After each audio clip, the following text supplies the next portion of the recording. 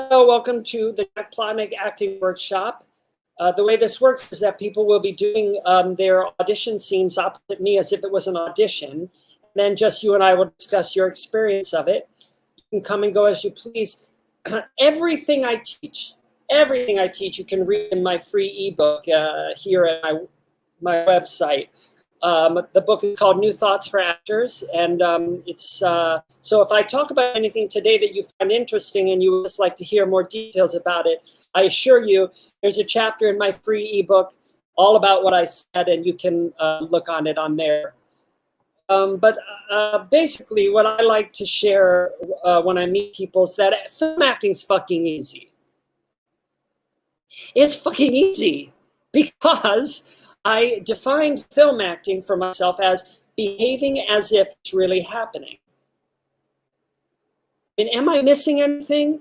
Because if that's the truth, film acting is just behaving as if it's really happening, then that means it's playing pretend and there's no right way to do it, and you've known how to do it since you were a kid. So yes, it's very easy to do film acting, but it's super uncomfortable, isn't it? Yeah, you feel really uncomfortable. You know, your heart's racing, you've got butterflies in your stomach. That's called excitement, and that's a good thing. Judi Dench calls that excitement her batteries. It's that racing heart that sends more blood to your brain and you become more than you are. You become superhuman. I like to say that that racing heart plugs me into my higher power, the magic of acting, and then I feel as though it's my higher power that guides me through the performance, as if I receive the performance from something bigger than myself. Other acting teachers who want to trap you in their class so that you can learn all their techniques, their result-oriented techniques, they'll tell you that when you go into an audition, you're bringing nothing but the work you put into the scene. And I don't agree with that whatsoever. You're going into that audition hand in hand with your racing heart, which makes magic happen in the room. Now, I'm not saying to just like read the scene once and then play. There is work you can do to prepare for an audition, but I only do two things to prepare, and that's memorize and scene comprehension. And both are really quite easy and don't take that long. So the hard part about acting, though, is how uncomfortable we feel, isn't it? And that's why we have to learn to get okay with that incredible uncomfortableness. Now, some people call it nervous. I don't. I don't have the word nervous, because what people call nervous is actually that wonderful excitement that you need mixed with negative thoughts in your head about how you're not right and you're not prepared and you haven't rehearsed enough. In other words, anxiety. So what I really teach actors, most important, is how to get control of their anxiety. Now, feelings aren't facts. Every feeling is caused by a thought. So any negative feeling is caused by a negative thought. That's why I tell actors, you've got to get control of your negative thoughts. And to do that, you want to imagine that those negative thoughts in your head are actually a vulture, and you move it out to your shoulder and imagine it's a vulture squawking on your shoulder telling you you're not prepared, you're not good enough. Because now you can talk to your vulture using your true loving voice and let it know, I'm not interested in anything you're saying because it's not going to make this scene better, right? So that's why I call them actor affirmations are the most important thing I teach, because they are what silences your vulture so that you can play joyfully in front of the camera. So if I was where you are, meaning I had to do a scene today for this workshop, my vulture would be saying a lot of really horrible stuff to myself about how I don't want to be here and I have to impress Jack and I better be, I have to be more memorized. So I'm going to say some of the affirmations I'd be saying if I was in your shoes to my vulture, and you can pretend that you're saying this to your vulture, okay? Here we go. I release and destroy my need to control this audition today. I'm not strong enough to control it. Whenever I try, it doesn't work. So instead, I'm going to ask my higher power or racing heart to lovingly guide me through it. And however it goes, it was meant to go. Even if it goes badly today, good. It was meant to go badly. My highest self chose that. Fine. I release and destroy my need to be an actor or actress. I'm not an actor. I'll let all the other people today be the actors and have all those responsibilities that come with that. I'm not an actor. I'm just here to be me and enjoy playing in these circumstances, meaning what's on the script. I'm going to take it from where I am. So Vulture, however I'm feeling, however well memorized I am, however prepared I am is a fine place to begin this scene. I can't be more prepared, so I accept what is. I'm going to take it from where I am. If I was doing a drama today, drama acting on film is a mirror of real life. So you don't want to get involved in anything that you're not involved with in real life. So I always remind myself these three things because they remind me how I live my life. So if I was doing drama today, I would remind myself that number one, I'm not going to make any choices, not one. But more importantly, I'm going to allow choices to happen to me based on the circumstances. And the reason why I can do that is because if nothing happens, that's fine because of projection. An audience will project upon nothing. They'll project fascinating things on nothing. But if I'm making a whole bunch of choices, that casting person's never going to bring me back in because you can't make choices in a film drama. The camera sees it. Number two, these words, I'm not going to deliver them. I'm not going to color them. I'm going to throw them away like real life. In real life, words just tumble out of my face. I have interesting thoughts and feelings, sure, but the words I'm just going to throw away. Number three, I hope everyone out there, especially Jack, feels so fucking uncomfortable watching me do this scene today. And I'll do that by not taking care of the scene at all, but instead and only being interested in my experience of behaving as if it's really happening to me for the first time. If I was doing a comedy today, I want to remind myself that I release and destroy my need to be funny. I'm just here to tickle myself. And what do we tickle ourselves in a filmed comedy? Humans are weird, so our behavior is weird. So even if I was really crying over the death of a loved one and I was like this, isn't that weird? So in a comedy, you're just tickling yourself with your own genuine human behavior. And lastly, I release and destroy my need to impress these people here today. As a matter of fact, if I wanted to hate them, I could. I'm not gonna, but I give myself permission to hate all these people here today. Fuck them. Fuck all these assholes. Who gives a shit what they think? So wouldn't it be nice if those were the thoughts you were putting into your head as you walk into the audition room, instead of what pops into your head out of habit, which is something more like, oh shit, you better get this right. So again, I can see you guys there in the waiting room. If anybody has a question about the affirmations, you can go ahead and wave at your camera. Or if anybody has something your vulture's been saying lately and you don't know what to say back. The affirmations, again, are the most important thing I teach because it's my belief that the only thing that can go wrong when you act is that your vulture could squawk. But your vulture is as smart as you are. So there's like a million things he or she could say. And I also always remind everyone, if you're waiting till the audition to start saying affirmations, you may be a little late because your vulture knows that he or she is in charge. And she's just like, well, screw you. You've been listening all day. So affirmations are something you want to do all day long whenever your vulture squawks so that you can let your vulture know who's in charge. Okay, I'm going to just talk first a little bit more, and then we're going to start with Alex. At every workshop, I like to remind everybody the secret to acting because it's so important. And that is that you are not here, I misspelled audition. You are not here today to show us what the scene will look like in the finished product. Because all that will do is make you need to get it word perfect, keep it moving, and make it look like a nice, smooth, polished surface, and it doesn't work. Because you can't behave as if it's really happening if you're involved in trying to show what it will look like in the finished product. So here's how I like to approach your audition. Approach it as if it's the 9th take. Because everyone, when they go to set, their first take is always just a panic trying to show what the scene will look like. That's why we do more than one take on a film set. So we can get a few bad ones out of the way, but I don't have anything but a 9th take, okay? I approach everything as if it's the 9th take. So when I get a job and I go to set, my first take is as if it's the 9th take. So if I wanted to, if I had to do a scene today and I wanted to do it as if it's the 9th take, let me tell you how I do that. So if I'm headed into an audition, What I do is I pretend as if I've already gone into the audition and done it. And now I'm doing the scene again for the director. And I pretend that I'm the director. I say this silently in my mind. I pretend I'm the director and he's talking to me, having seen my first audition. And he says, "Oh my gosh, thank you so much for bringing in all those brilliant choices for the scene. They were perfect for the scene and I had them all on film perfectly and I'm going to use them. So since we're done, and I'm never even going to look at this next take because I don't need it, well, I guess you don't have to do any of that great stuff you brought in.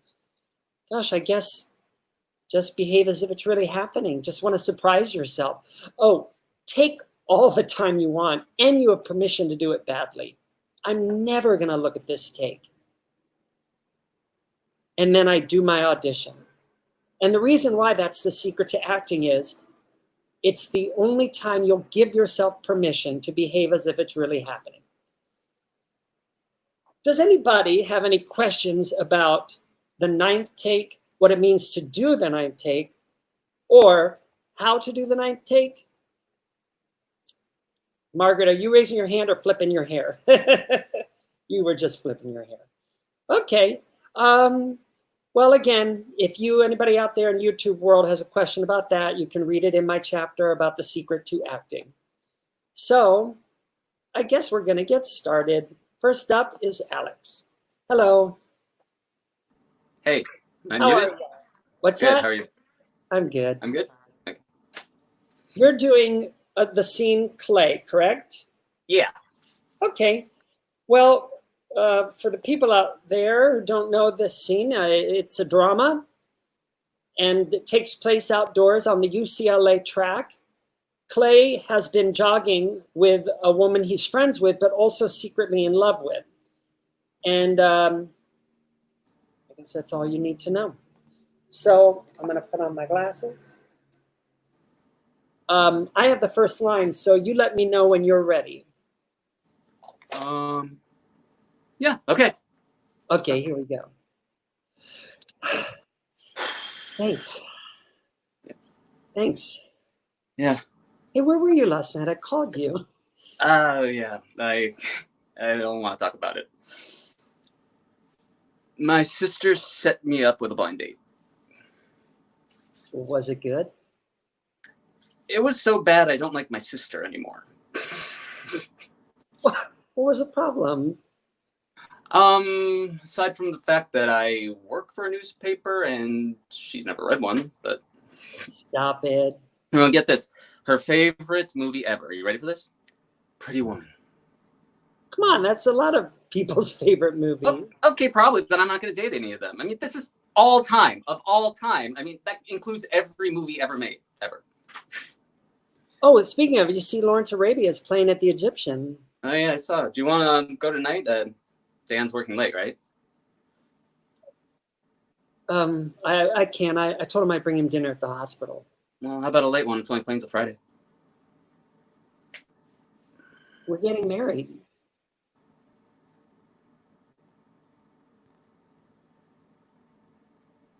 Look at that. You're wearing a ring. I didn't even... Sid, that's amazing. Congratulations. Thanks. Yeah, wow. So when's the wedding? We're thinking the spring. This next spring. So soon. Pretty soon. That's fantastic. That's so great. I mean, when two people... Okay, good. I'm going to stop you there. We don't always get to the complete end of scenes.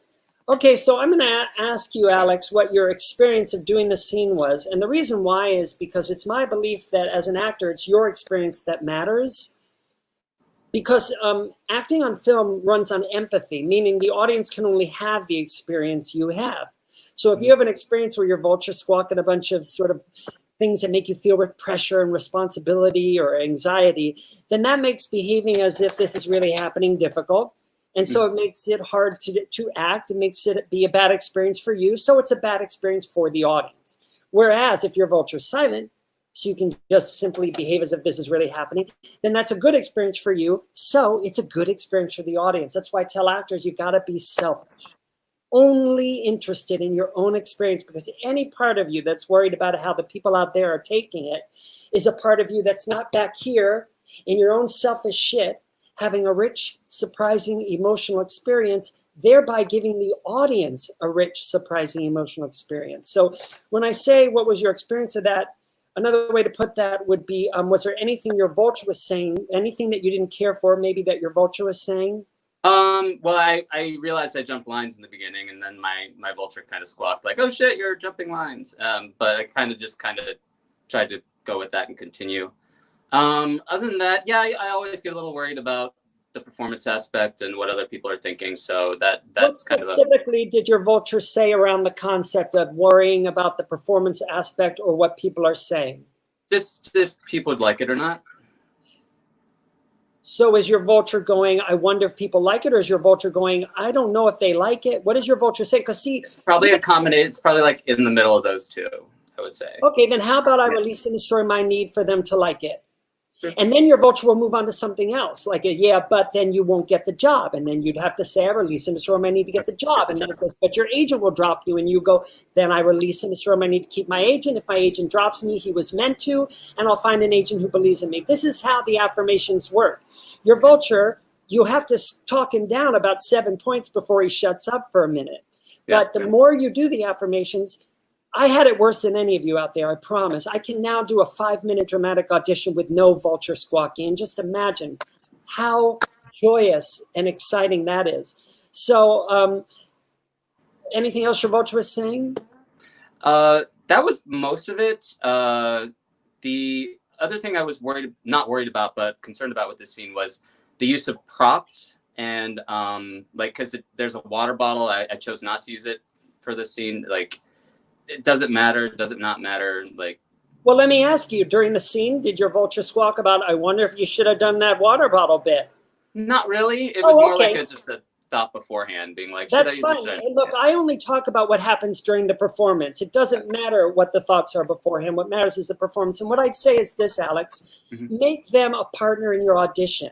If something's going to concern you, ask them when you get in the room. You know, you could have said, do you want me to do the water bottle thing? Want me to mime that? And I would have said, I don't fucking care, because it doesn't matter at all. You can book this job miming bottle, having the bottle, ignoring the bottle. That doesn't matter.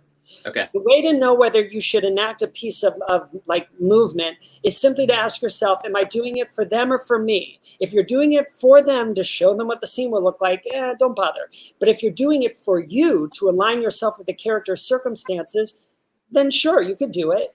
But book the job either way. Now, as far as that moment where you skipped a line, do you think they give a shit? The Probably not. And director, none of them care. Now, the casting person may care, because they may think it reflects badly, and they may ask you to start over. But a good casting person wouldn't really care if the audition's good, if you ask me. Because I've directed enough to know that's not what books the job. You'll never book a job because you said all the words right, but you will lose job after job if you put getting it word perfect as more important than your selfish enjoyment of playing the circumstances. So what I'd say to you is this, Alex. It's absolutely normal that you notice you skipped the line, but I think you're saying that you didn't let your vulture squawk about the fact you skipped the line. Is that true? Not too much. I was like, oh, that happened. Go on. Like, basically. Good. And I'm glad that you're sharing that you talked to your vulture during the performance, because guys, you'll need to. Because your vulture squawks while you perform, but the good news is they can't read your thoughts, and it only takes a moment to talk to your vulture. And when you do, he shuts up. The pressure rolls off, and you can once again behave as if it's really happening. But what I'd recommend to anybody who would have been bothered by skipping a line is to read the final chapter of my book. It's the final chapter for a reason. It's fucking important. And it's the 5 concepts to have a reality where there's no such thing as failure, so that you understand it doesn't matter whether you skipped a line. What matters is everything other than that. Okay, so anything else you want to share, good or bad, about your experience? It felt pretty good. I always think like I can do better, but that's just a thing of constant thing with me. So yeah. What do you mean by I always think I could do better? It's not very loving.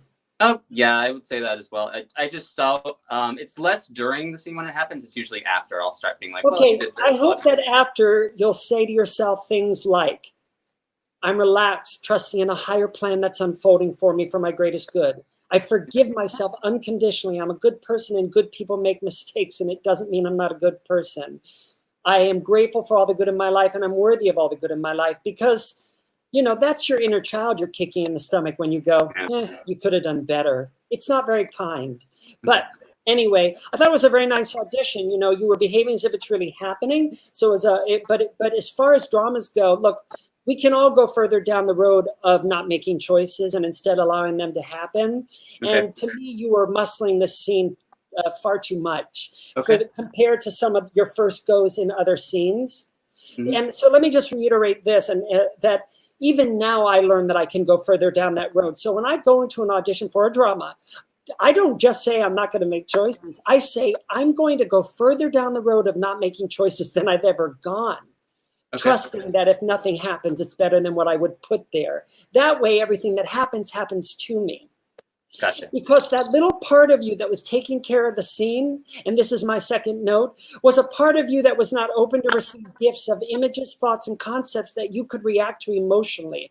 As a matter of fact, I wasn't even sure if you were open to feeling in this performance, that you were putting so many things as more important than feeling, and acting runs on emotion.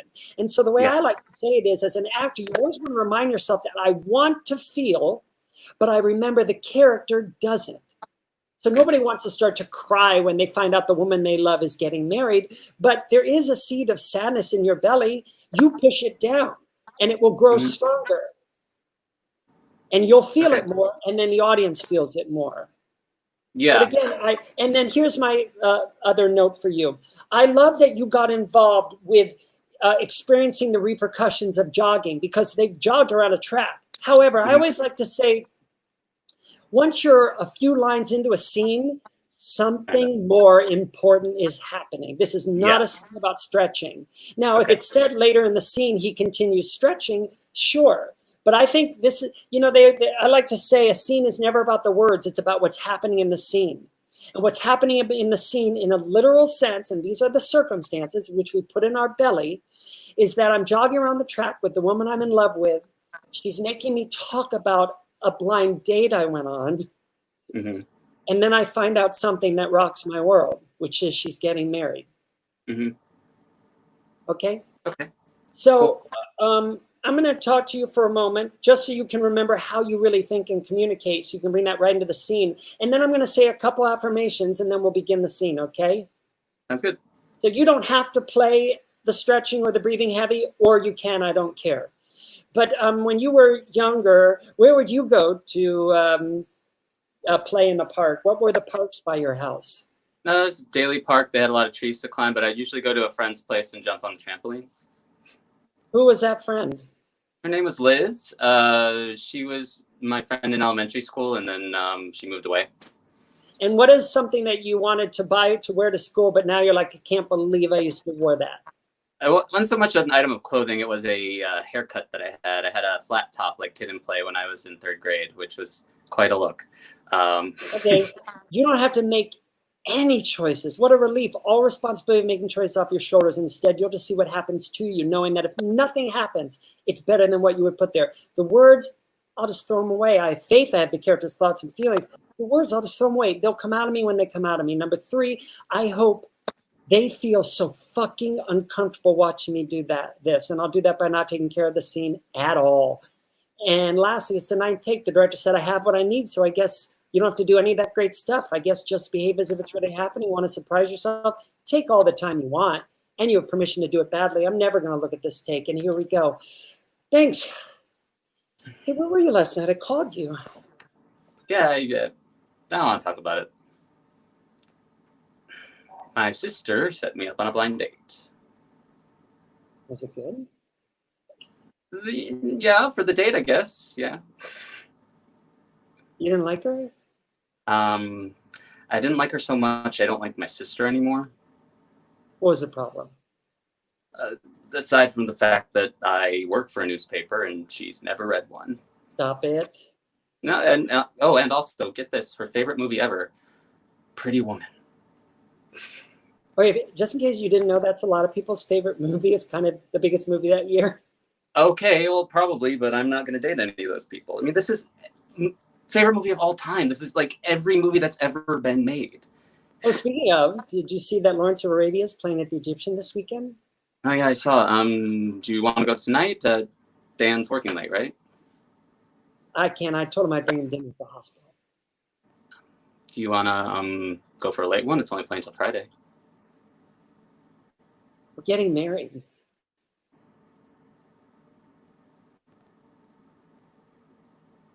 Look at that! You're wearing a ring. I didn't even notice. That's amazing. Congratulations. Yeah. Thanks. So wow. Did you? So when's the wedding? We're thinking early spring. Spring. That so soon. Soon. That's great. I'm just it's like when two people, that. God, I'm so happy for you. Thank you. So do you want another couple laps? Good. Let's stop there. Was that easier or harder than the first time? Pretty much easier. Less fun or more fun? More fun, yeah, but a little more uncomfortable because I didn't have all of probably my armor up or my ideas to hey, I'll just grab onto this. So yeah, but yeah.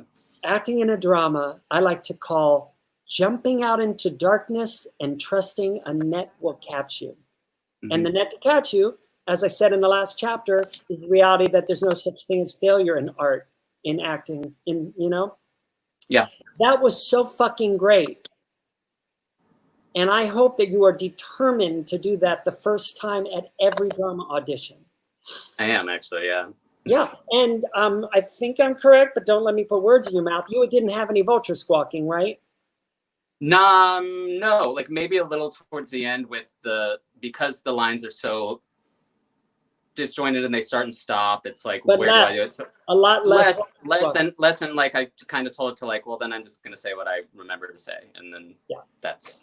Yeah, because when your vulture shuts up, the rest is easy. It's easy to behave until it's really happening. But that was such a great audition. It's almost like a good drama audition should be creepy real, meaning it's as if they go, that the casting person should think, oh, did he start or are we still just talking? Yeah. Like they're pulling a curtain aside, watching something they're not supposed to watch. And that's what you just did so well. Thanks. But the first time it was a bit of a curtain up. Here we go. Yeah. So get okay with the uncomfortableness because it will always be there. And instead focus on the real enemy of acting, which is your vulture, telling you things that sound true, but make you feel pressure and responsibility. And that's the enemy of the artist. Great. Okay, very good. Good job. Thanks, Jack. Do you have a question? Me? No. Okay, take care. Thanks. Bye. Okay, up now is, am I correct that it's you, Lisa, or did I get that right? No, it's not you. Who is it? No, it's Margaret. Where is she? Am I correct that it's you? Yes. Okay. What scene are you doing, or is it a monologue? It's a scene. I sent it to you. Ted and Mary? Ted and Mary, yes. Okay, it's the first time I'm seeing this scene, and so I'm curious, is this a drama or comedy? Comedy. Oh, is it a filmed half-hour comedy, or is it sitcom? It's It looks like filmed half-hour. Film half hour. Yeah, it looks that way. Or half hour, and it can even be serial comic. I mean, it's just awkward. Well, a comedy movie and filmed half-hour comedy to me live in the exact same place. Okay. It's sitcom that's a bit of a different animal. So we're doing what I consider the filmed half-hour comedy. Can you just give us a hint as to where they are, what their relationship is, so that we can understand? Sure. It's her ex-fiance, and she runs into him in a non-gendered bathroom at a restaurant. Okay. So since you begin, I'll let you start whenever you're ready. Okay.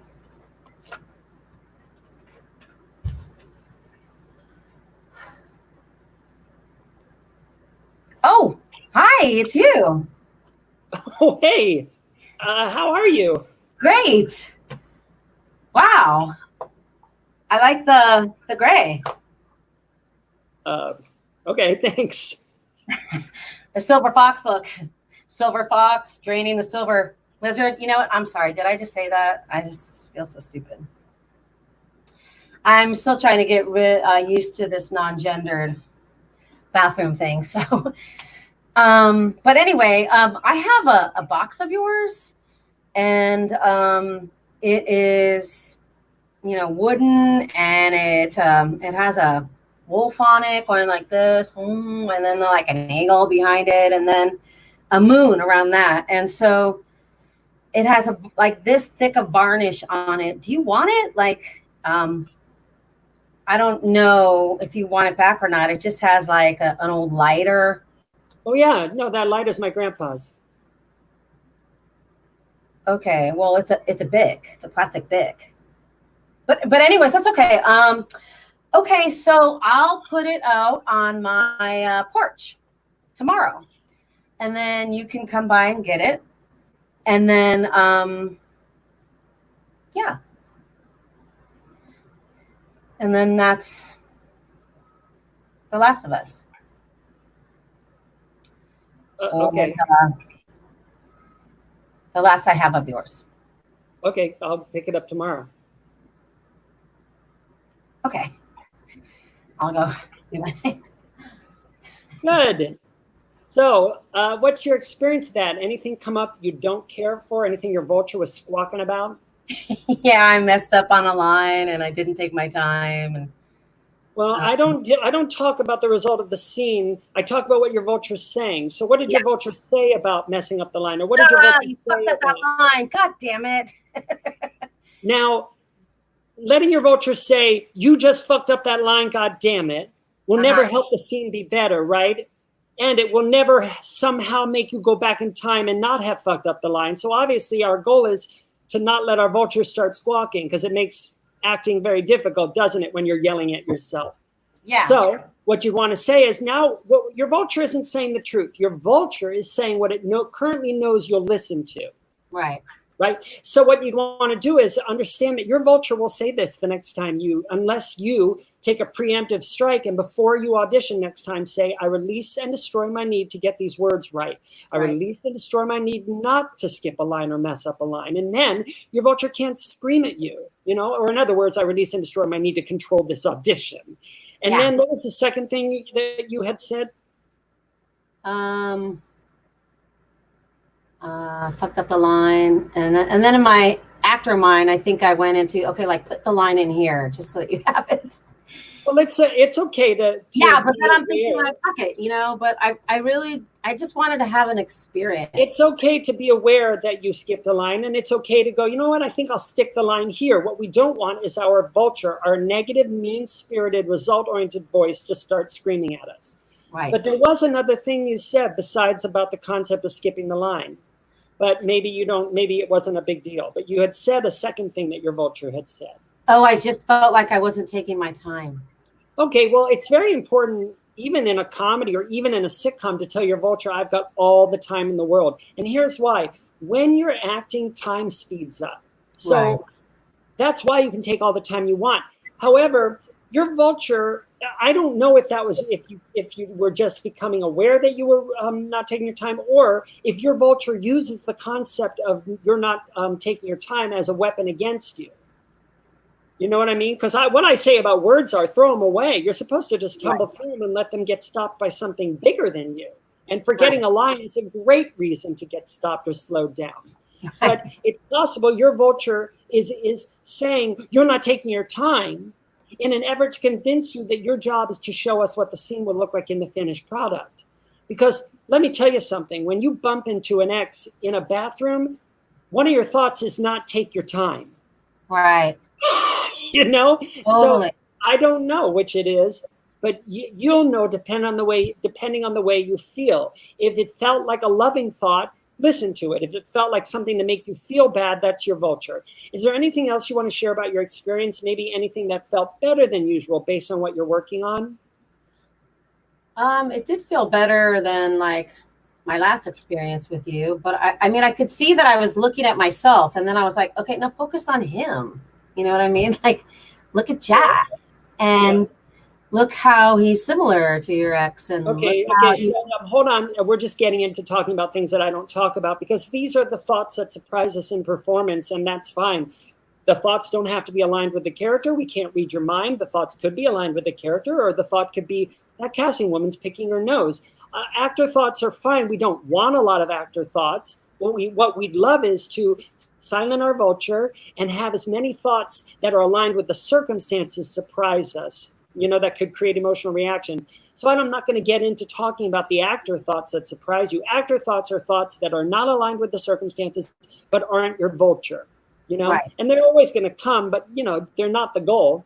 But when I asked you if anything felt better, usually a good way to answer that would be yes. And the reason why my vulture, because my vulture used to be able to say this, and today she didn't get away with saying that. So was there anything? Because you had said my vulture usually says, my vulture, if it's a comedy, don't try to be funny, and then I'm like, well, whatever. Okay. So today, because the work you've done, you didn't have a vulture saying, be funny, or you're not funny.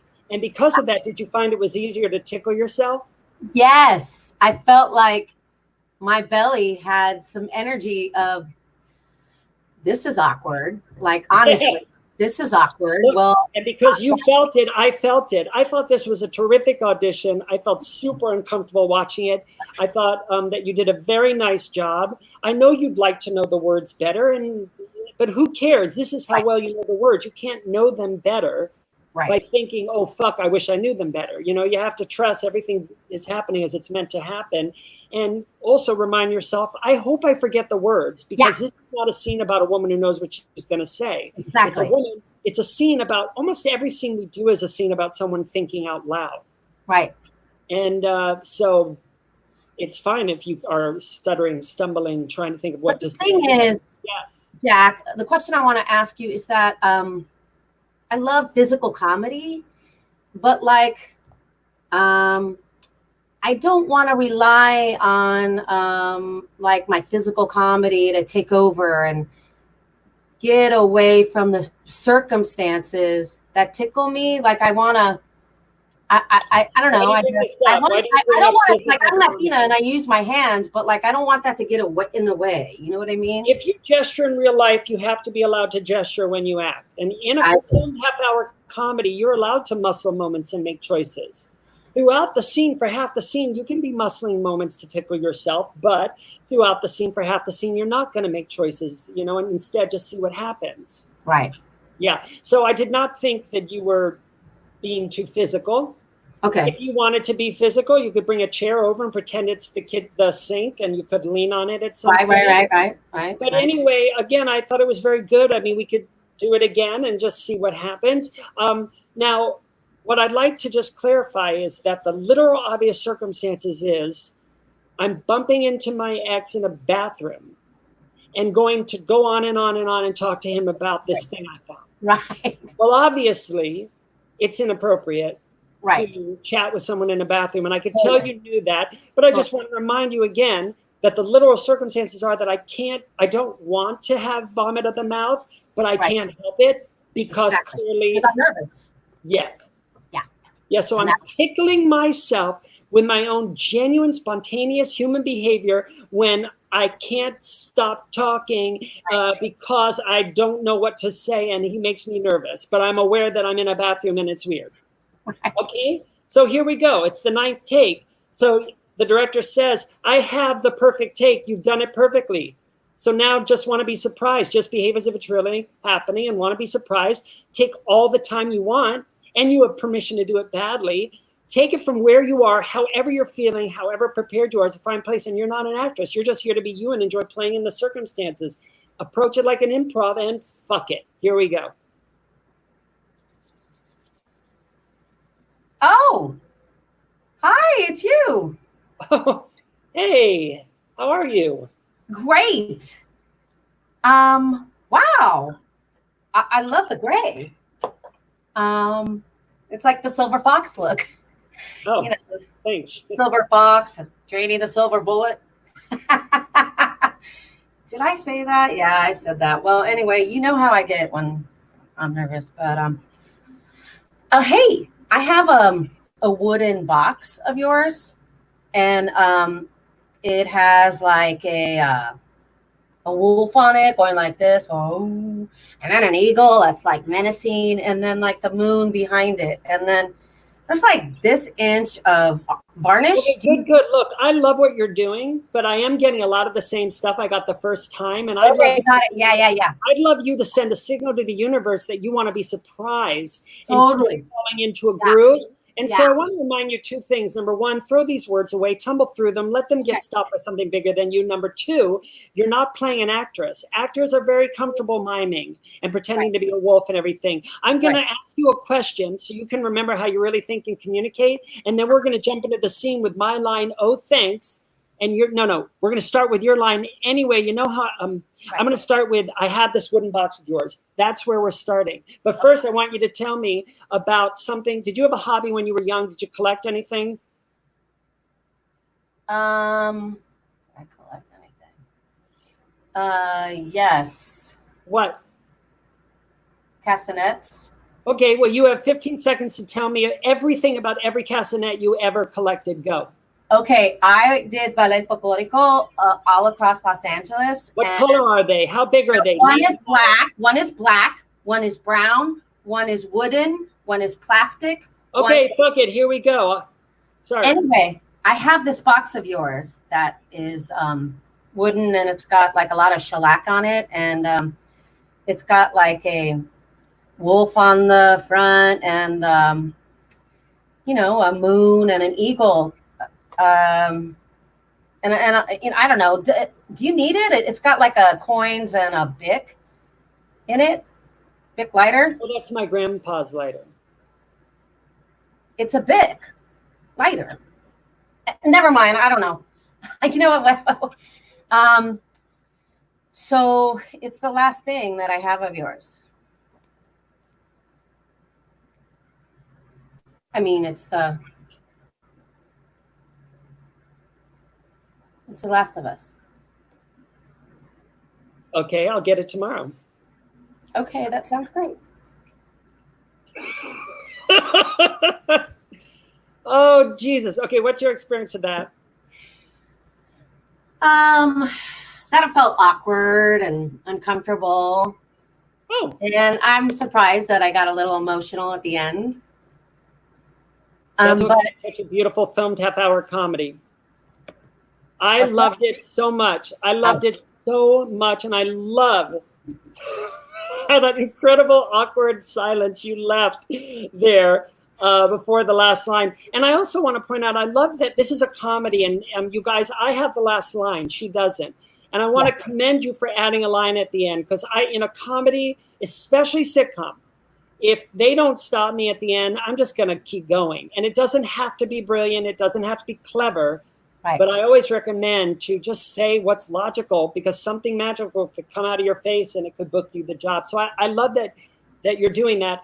And yeah, great work. There's no right way to do the scene. And it's so beautiful work. Do you have anything else you want to share?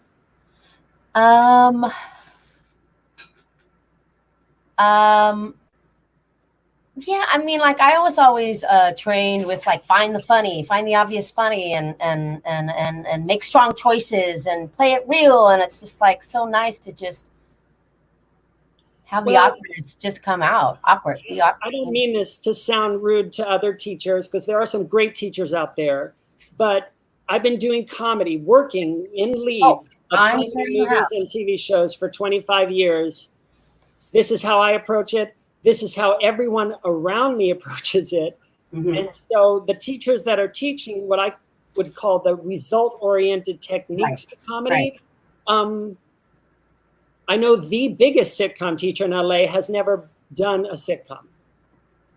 So, you know, and is also very cruel to actors. So anyway, yes, I'm glad this is the way to approach it, because that was wonderful and marvelous. Thank you.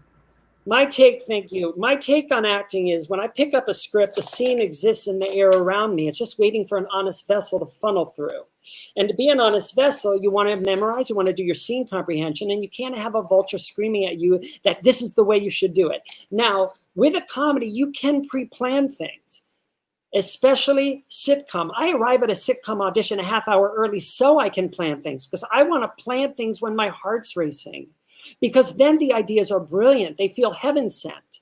They're much better than anything I could come up with when my heart isn't racing and I'm alone in my apartment the night before, worried about booking the job.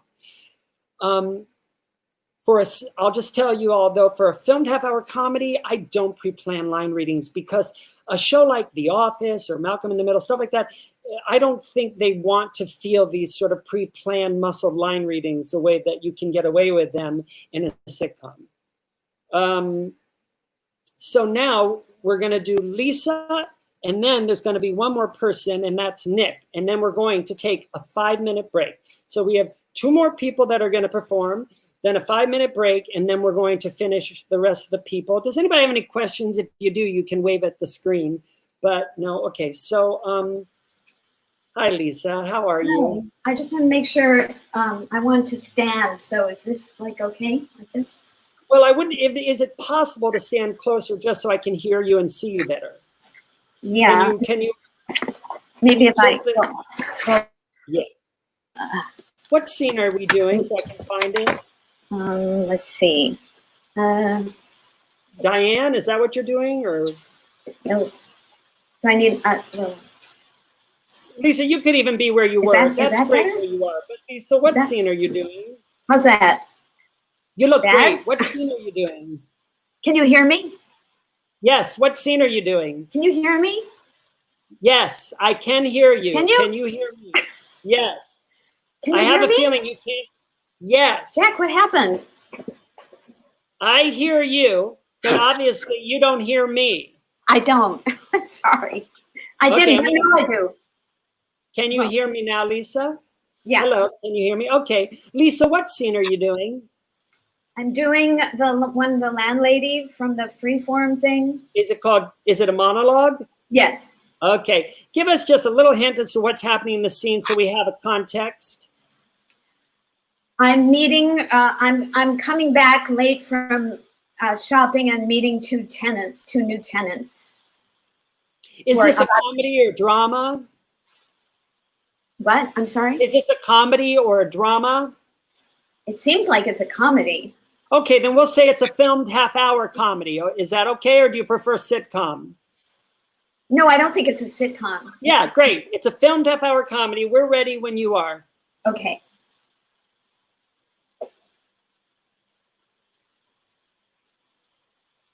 Hi, are you Anne Marie and Callie? Marianne and Callie, right? Yeah? Oh, well, I'm so sorry. I'm so sorry. Oh, shit. I'm sorry. I mean, I'm not sorry. No, I'm trying to get really better about not saying I'm sorry too much. But it's really hard because apologizing is like a really big thing in my family. So anyway, so I regret being late. Anyway, nice to meet you.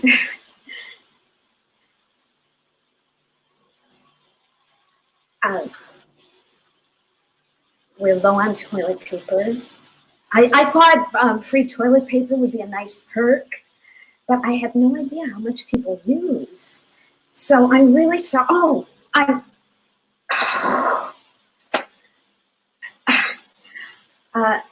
Okay, then I'm going to stop you, Lisa. I'm going to stop you. Oh my God. Okay. Anything your vulture was saying?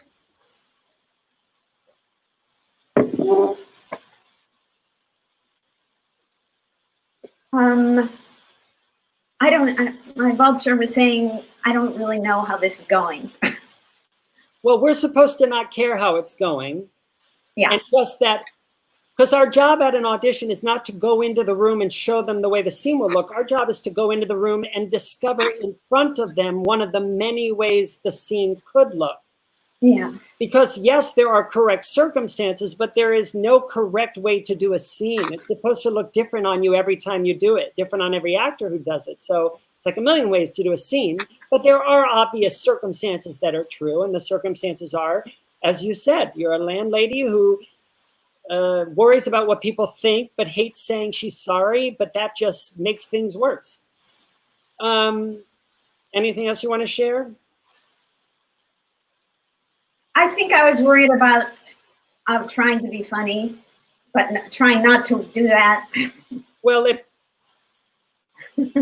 if you were worried about being funny, then that means your vulture was squawking something specific around the concept of being funny. Probably something like, are you being funny, or you need to be funny? To either, I'd say I release and destroy my need to be funny. If I try to be funny, that makes me not funny. You can never make people laugh by trying to make them laugh. However, if you're tickling yourself, they'll be tickled, because acting runs on empathy. Well, Lisa, let me ask you, we've worked together a long time. Did you look at your first 4 lines before you started? No, because when I do that, it usually puts me too in my head. Okay, so listen, your brain's always in your head. So why talk about that? The issue isn't that your brain's in your head. You're telling me when I look at my first few lines right before a scene starts, my vulture squawks. Yeah. To which I'd ask you, what does your vulture say when you look at your first few lines right before the scene? You have to get the words exactly right. Do you think, though, that you could look at the first 4 lines with the knowledge in your belly that you're allowed to paraphrase, and that you're looking at the lines, you can remember the literal meaning of the lines, the idea of the lines, so that you don't have to be so flustered? See, the problem is you get so mad at yourself. No, you see, I mean, no. I was doing that. No, that was me doing the scene. I know, but it really, your lack of knowing the first 4 lines. I thought I knew them.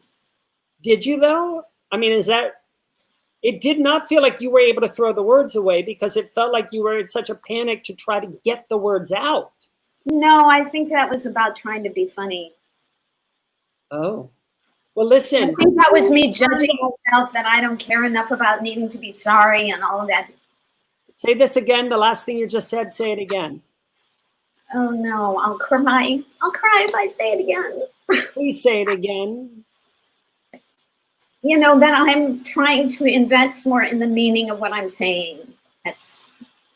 No, words we throw away. We have faith, we have the characters' thoughts and feelings, and the words we just throw away, because in real life, all this stuff tumbles out of us. Like, I have no idea how I've said anything today. I have interesting thoughts and feelings, and then these words tumble out. However, I'm not saying to race through a scene. I throw the words away, but I hope something bigger than me stops them. And forgetting a line is a great reason to get stopped, or maybe a surprising thought or feeling catches the words in my throat. You know, it's like there are many reasons for the lines to get stopped, but we're not going to slow them down in order to prove that we're fulfilling the scene. That's called delivering lines or coloring words. Now, in a sitcom, you could color lines and muscle words, right? But to me, this was not a bad audition. It was a sitcom audition, because you were making so many choices. You had such control over the scene. It did not feel like a filmed half-hour comedy, where throughout the scene, for half the scene, you're not making any choices, but instead it feels like I'm peering in at real life for half the scene.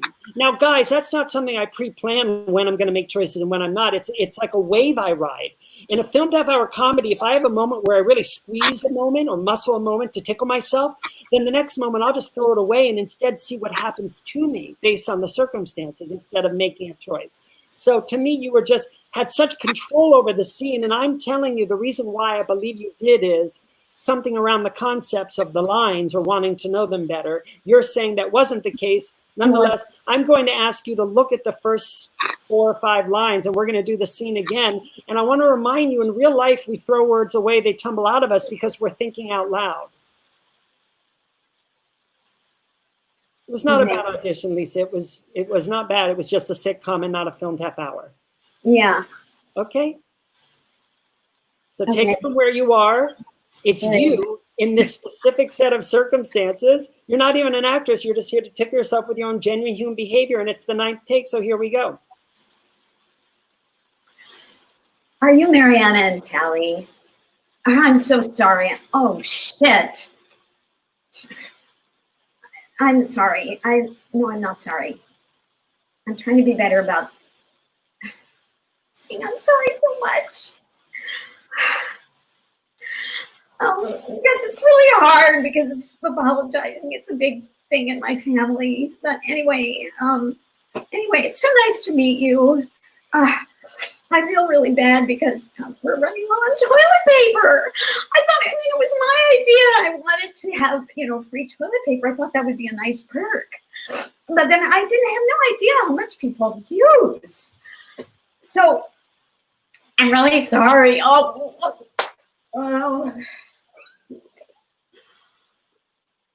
I regret that after this runs out, you're going to have to buy your own.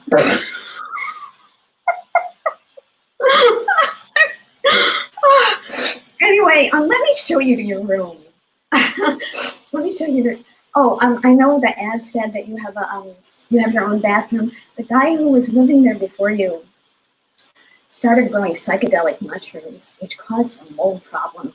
So we evicted him and made it into a closet. But anyway, so I can take a little off the rent. And you can also, order a chamber pot on Amazon if you don't like, patting down the hall in the middle of the night. But I wouldn't poop in it because we also have a mice problem and they might try to eat it, depending on your diet, of course. Good. Oh my God. What was your experience that time? It was very authentic. Well, I don't use the word authentic because when a person says it was authentic, I think what they're saying is that time I felt more like I was behaving as if it's really happening. Would you agree that that's what you meant? I wasn't saying that I had to be a certain way in order to do the scene. Yeah, because authentic is an impossible thing, whereas behaving as if it's really happening is very easy. So that's why I tell people to be careful how you voice your experience. And instead be aware that time you felt more like you were behaving as if it's really happening. And so that's why we want to put that as the most important thing when we walk into that audition room. There is nothing more important. Booking the part, not as important. Being right for the part, not as important. The most important thing is, will I show this casting person that I'm the 1 in 10 actors who can behave as if it's really happening, so that they keep bringing me back till the right role comes. Now that was beautiful. However, Lisa, I'm so happy you wanted to feel. And I think that that all that sadness that came up, the crying that happened was so goddamn funny because it was, as you said, a beautiful gift. But you've got to push it down. Feelings, you push them down. And I'm only telling you how real people behave. Nobody wants to stand in the hallway crying or screaming, Right. It doesn't say in the script a bunch of exclamation points and this woman is clearly crazy. Right. To turn it into a sitcom audition. Now, the whole last third, I was glad that you pushed the feelings down so that you but I loved it. I thought it was such a beautiful audition and you let go of a responsibility that allowed you to do that, didn't you? Yeah, it allowed me to show up. You got to figure out, well, you're always there. You feel like you're not there when you're vulture squawking. So can you sum up, what did you stop your vulture from saying that allowed you to do that? And it was probably something around the concept of the lines. It was that, but it was more that when you said, throw the words away, and also I can take it from where I am. Okay, so maybe it was more your vulture stopped saying that thing you had mentioned about how you're supposed to really get into those words to show what the scene will look like.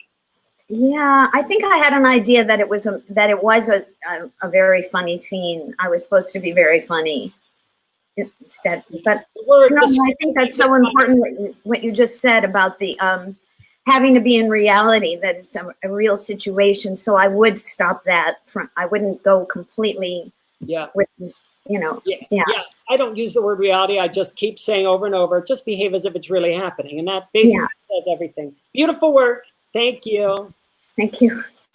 Okay, up now is Nick, correct? And then, hi, Nick. Hey, Jack. Hi. So after Nick, we're going to take literally like a 4-minute break. I'm going to go away, come right back, and then we'll continue. Nick, what is the scene that you're doing? Oh, I got it. Will and Bernie, and I take it you're playing Will. You're playing Will. Yes, I just changed. I just changed it to 25 years instead of 10 years, just to make him younger. Great. So, guys, I'm a teacher. He's a parent. He's a teacher. I'm a parent. And I'm coming in, and he needs to tell me, this is a drama. And my son has exhibited symptoms of maybe being trans. And he's going to try to tell me about it. We used to go to school together, so we know each other. But anyway, so there. Now you're caught up on what the scene is. It says that it takes place in a classroom. Like a parent-teacher conference. Yeah. And it says, my character enters on the phone. So whenever you're ready, we'll begin. Hi, I'm Mr. Garcia. We'll talk later, okay? Bye. Sorry about that. Oh my goodness.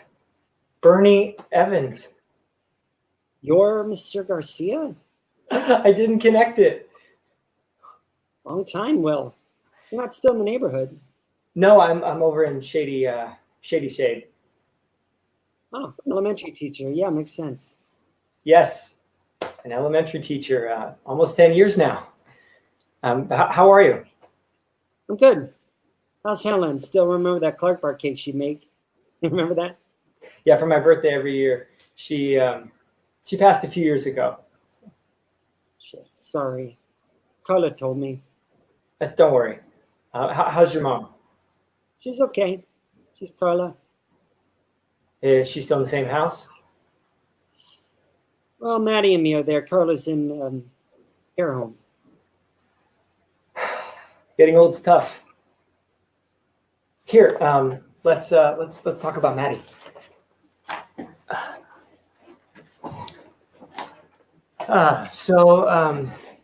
Maddie's a really sweet kid. Very kind.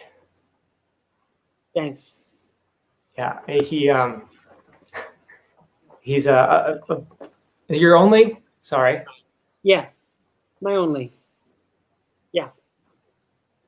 I see. He's very sweet. Much different than you were at his age, and very smart. Not to say that you weren't smart at that age. Yeah, brings home a lot of stars and happy faces. Yes, the students are very fond of stars and happy faces. Likes reading. Yes. Greek gods and Harry Potter. He talks about them a lot. Has Maddie talked to you much about how he feels about himself? What do you mean? Well, we had a writing assignment in class. We worked on it for about a week here. The prompt was the best day of your life, the greatest day you can imagine. Most kids write about meeting their sports hero or going to outer space. Yeah. Most kids don't write about being a little girl. Right. It's very well written. Has Maddie talked to you or ever mentioned anything like this before? It is what it is. What if it's more? Like what? I don't know. Has Maddie talked about maybe his feelings about who he is to himself, who he wants to be? Like if he's gay? No, I didn't say that. He's 8. That's who he is now. Okay, are you saying he's gay? No, I'm not saying he's gay. I'm saying he wrote about being a girl. Yeah, well, he's 8. He does stupid shit. You doing his work in class? Pardon? He does his work? Yes. Behaves? Yes. So I can tell him Mr. Garcia says he's doing okay? Bernie, if I said something. No, it's fine. It's fine. Good. Let's stop there. Good, Nick. What's your experience with that? Anything come up you don't care for? Anything your vulture was saying? You know, I don't think my vultures. I feel like my vulture was pretty quiet. Maybe if I thought about it some more. I think I definitely noticed some actor thoughts going through, and that was okay. Like I didn't feel like I got those got confused with other things. And I feel like, you know, the same thing with being a little unclear about some of the dialogue. I didn't have much thing about that, or didn't What do you mean unclear about the dialogue? You mean there were moments where you weren't sure you were saying it word perfect? Is that what you mean? Yeah, and I think that yeah, that's exactly right. Mm-hmm. But that was kind of an actor thing. Did anything feel better than usual? Definitely. I don't think that I didn't feel like I was trying to present a character or trying to like show you how the scene could look. Yeah. I feel like I was most interested in behaving like it was happening, and you just wanted to behave as if it was really happening. Yeah, just okay, good. You know, we've worked together a long time. I always say with the workshop, the goal is to come in and do your second or third read the first time. And boy, did you. I'm so proud of you. I thought it was a lovely audition. And you really got your vulture to shut the hell up about a lot of the things that make actors muscle the moments and make choices and color words, you know. And you, there were some really, it was a very beautiful audition. However, I want to remind the people I work with a lot. I don't just say I'm not going to make choices. I say I'm going to go further down the road of not making choices than I ever have. And so again, while I thought it was a beautiful audition, I want to do it again. And I want you to commit to making fewer choices, muscling, zero moments, zero choices. And now people, this isn't about telling yourself, don't do anything. Because I always say, but more importantly, allow choices to happen to you. Because when you let that panic make a choice spot go by, you leave a blank space in the magic moment of genuine reaction, a space in which the universe can send you a gift of an image or a thought or a feeling. Now, specifically, Nick, I'm going to talk to you like this because we've worked together so long.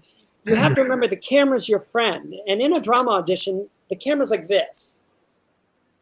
And there were several moments, and even like important moments, where I really wanted to experience what your character might be, how your character might be reacting to something I say, where you kind of like, you know, it's like the camera's your friend, you know.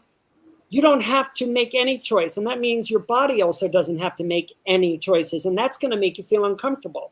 Because the reason that we adjust or move around is because we're trying to alleviate a feeling of uncomfortableness. Now, if you get surprised by a desire to alleviate uncomfortableness because of the circumstances, that's different.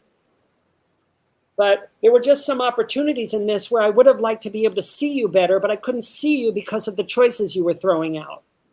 I see the choices I was throwing out about whether it was physical or whether it was a line reading. Not that you were doing line readings, but it's not that you were making any choices, but muscling is similar to making a choice, but it's even less planned.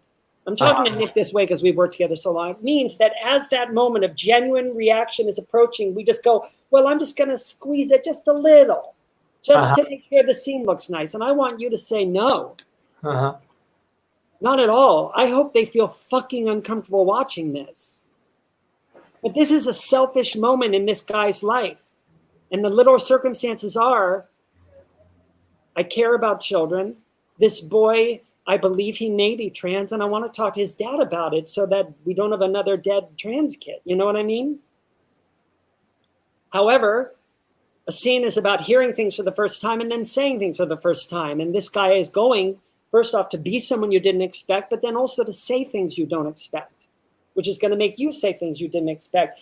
But you don't have to do anything except see what happens to you when you behave as if this is really happening. I don't think, you know, in this day and age where we're potentially auditioning on film, I don't think you did any, I think you did yourself a disservice to be so far away from camera. Okay. Yeah, I guess the challenge is being standing.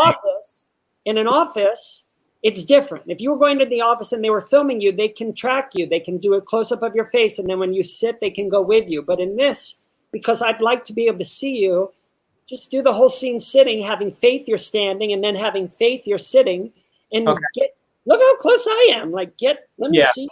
That's that. Okay, great. I'm glad. Yeah, I could have asked you that before. Yeah, ask all the questions you want, people, because they're your partner in your audition, and that way you're not wondering through the audition, I wonder if I should have ... Mm-hmm.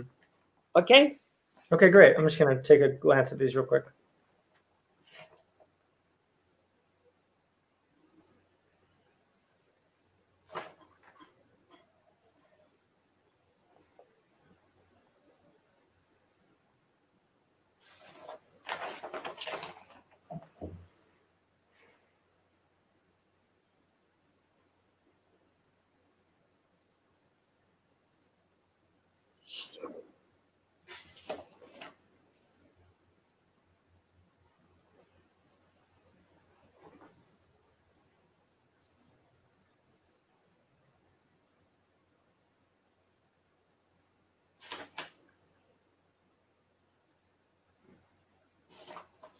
Okay, I want to remind you that you should hope you forget the lines, because that moment when you're trying to remember your line is the best moment of your audition. This is a scene about somebody who doesn't know what he's going to say. Take it from where you are. However you're feeling is a fine place to begin this scene, and you're not an actor. You should hope we feel fucking uncomfortable watching this, and you'll do that by not taking care of it. You don't have to make any choices. Not one, because more importantly, you'll allow them to happen. The words you'll just throw away. Have faith you have his thoughts and feelings, but the words you just throw away. Want to feel, but remember the character doesn't. And lastly, the director said, I already have what I need, so I guess you don't have to do any of that stuff, and instead just see what happens, behave as if it's really happening, want to surprise yourself, take all the time you want, and you have permission to do it badly. Here we go. Hi, I'm Mr. Garcia. We'll talk later. Okay, bye. Sorry about that. Oh, my goodness. Bernie Evers. You're Mr. Garcia. I didn't connect it. Long time. Well, you're not still in the neighborhood. No, I'm over in Shadyside. Oh, an elementary teacher. Makes sense. Yes, an elementary teacher. Almost 10 years. How are you? Good. How's Helen? Still remember that Clark bar cake she used to make? Remember that? Every year for my birthday. She passed a few years ago. Oh, shit. I'm sorry. Carla told me. Don't worry. How's your mom? She's okay. She's Carla. Still in the same house? No, we're in the house. She's in a home. Getting old's tough. Here, have a seat. We'll talk about Maddie. So first, Maddie is a very neat kid. Thanks. He's your only? Yeah, my own. Yeah. I see.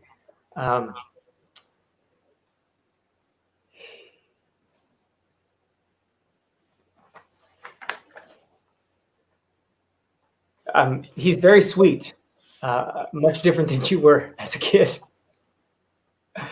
and very smart. Not to say that you weren't smart back then. Brings home a lot of stars and happy faces. Yeah, we're very fond of stars and happy faces. Likes reading. Yes, Greek gods and Harry Potter. He talks about them a lot. Has Maddie talked to you about how he sees himself? What do you mean? Well, we did a writing assignment. Took us about a week every day if the kids worked on it. And the prompt was the best day you can imagine, the dream day. Most little boys wrote about meeting their sports hero or going to outer space. Yeah. Most little boys don't write about being little girls. Right. It's very well written. Has Maddie ever talked to you or mentioned anything like this before? is what it is. What if it's more? Like what? Like how he feels about who he is. Like what? If he's gay? I don't know. He's 8. That's who he is. Whatever you're saying, he's gay. I don't know if he's gay. He's 8.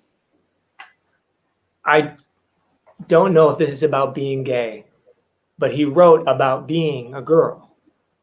Yeah. I mean, he's 8. He does stupid shit. He does his work in class. Pardon? He behaves. Does Yeah. his work. Behaves. So I can Yeah. tell him that Mr. Garcia says he's doing okay. Yes. Bernie, if I said something. No, it's fine. It's fine. Well, here you can keep this if you want, along with his art. Good to see you, Will. Thanks for Please, teaching my kid. of course, say hello to your mother for me. Send her my best. Good. What experience is that?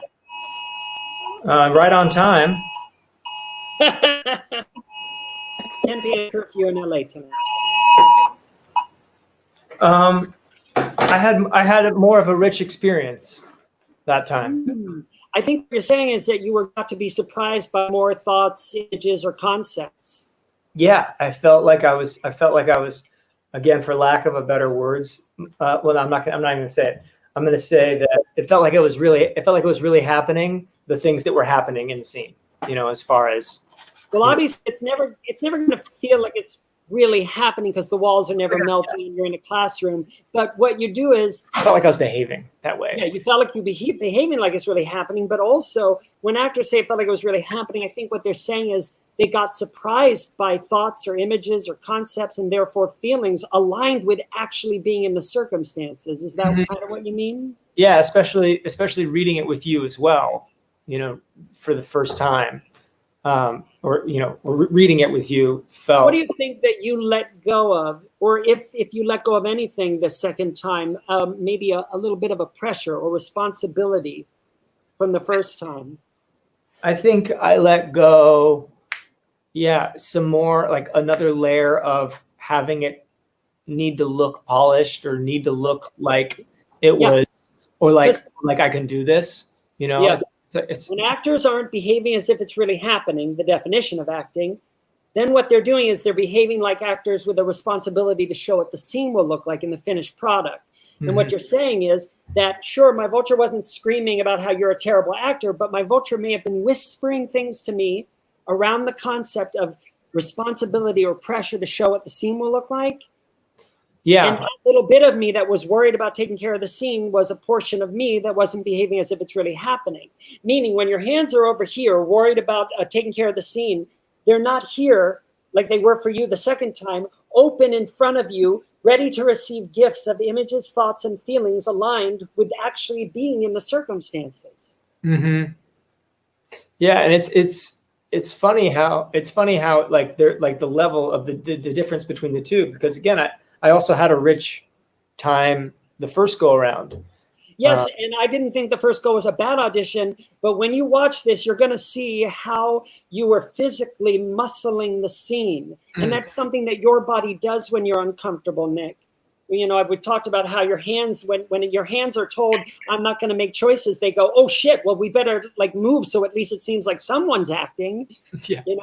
Now, again, to everybody out there, if you gesture in real life, you have to be allowed to gesture when you act. But what I'm talking about is sometimes gestures come out of a panic to take care of the scene.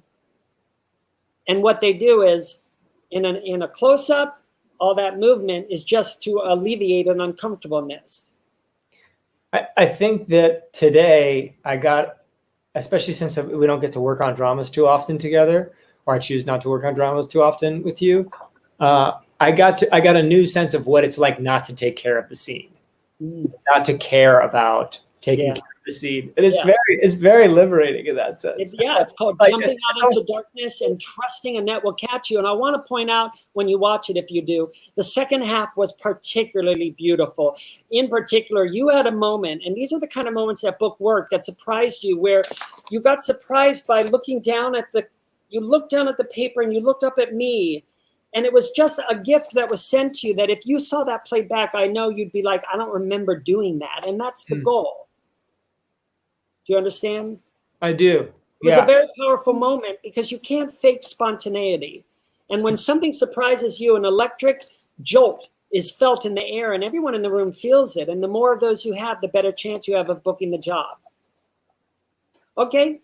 Yeah. Anything else you want to share? Real quick, Jack. One thing that a connection between your work is like, oh, like I don't care what the fuck you feel about my work, and I don't feel a fuck about what the scene is supposed to look like. I think that's really similar.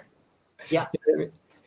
As artists, we make our art that for ourselves so other people can enjoy it, but we make it for ourselves. Okay, yeah, of course, we're doing it for ourselves. Sure. Yeah, because if you have a rich emotional experience, they will. If you're trying to show them one, you're not having any experience, so they're not either. Right. Yeah, because acting runs on empathy. Okay, so great work, Nick. Thanks, Jack. Yeah, so again, I mean, a 3-minute break, and then we'll be back with, let me see, so that you guys are ready. If I'm correct, it's K Sally. Yeah, Ken, you're up. Okay, we'll be right back.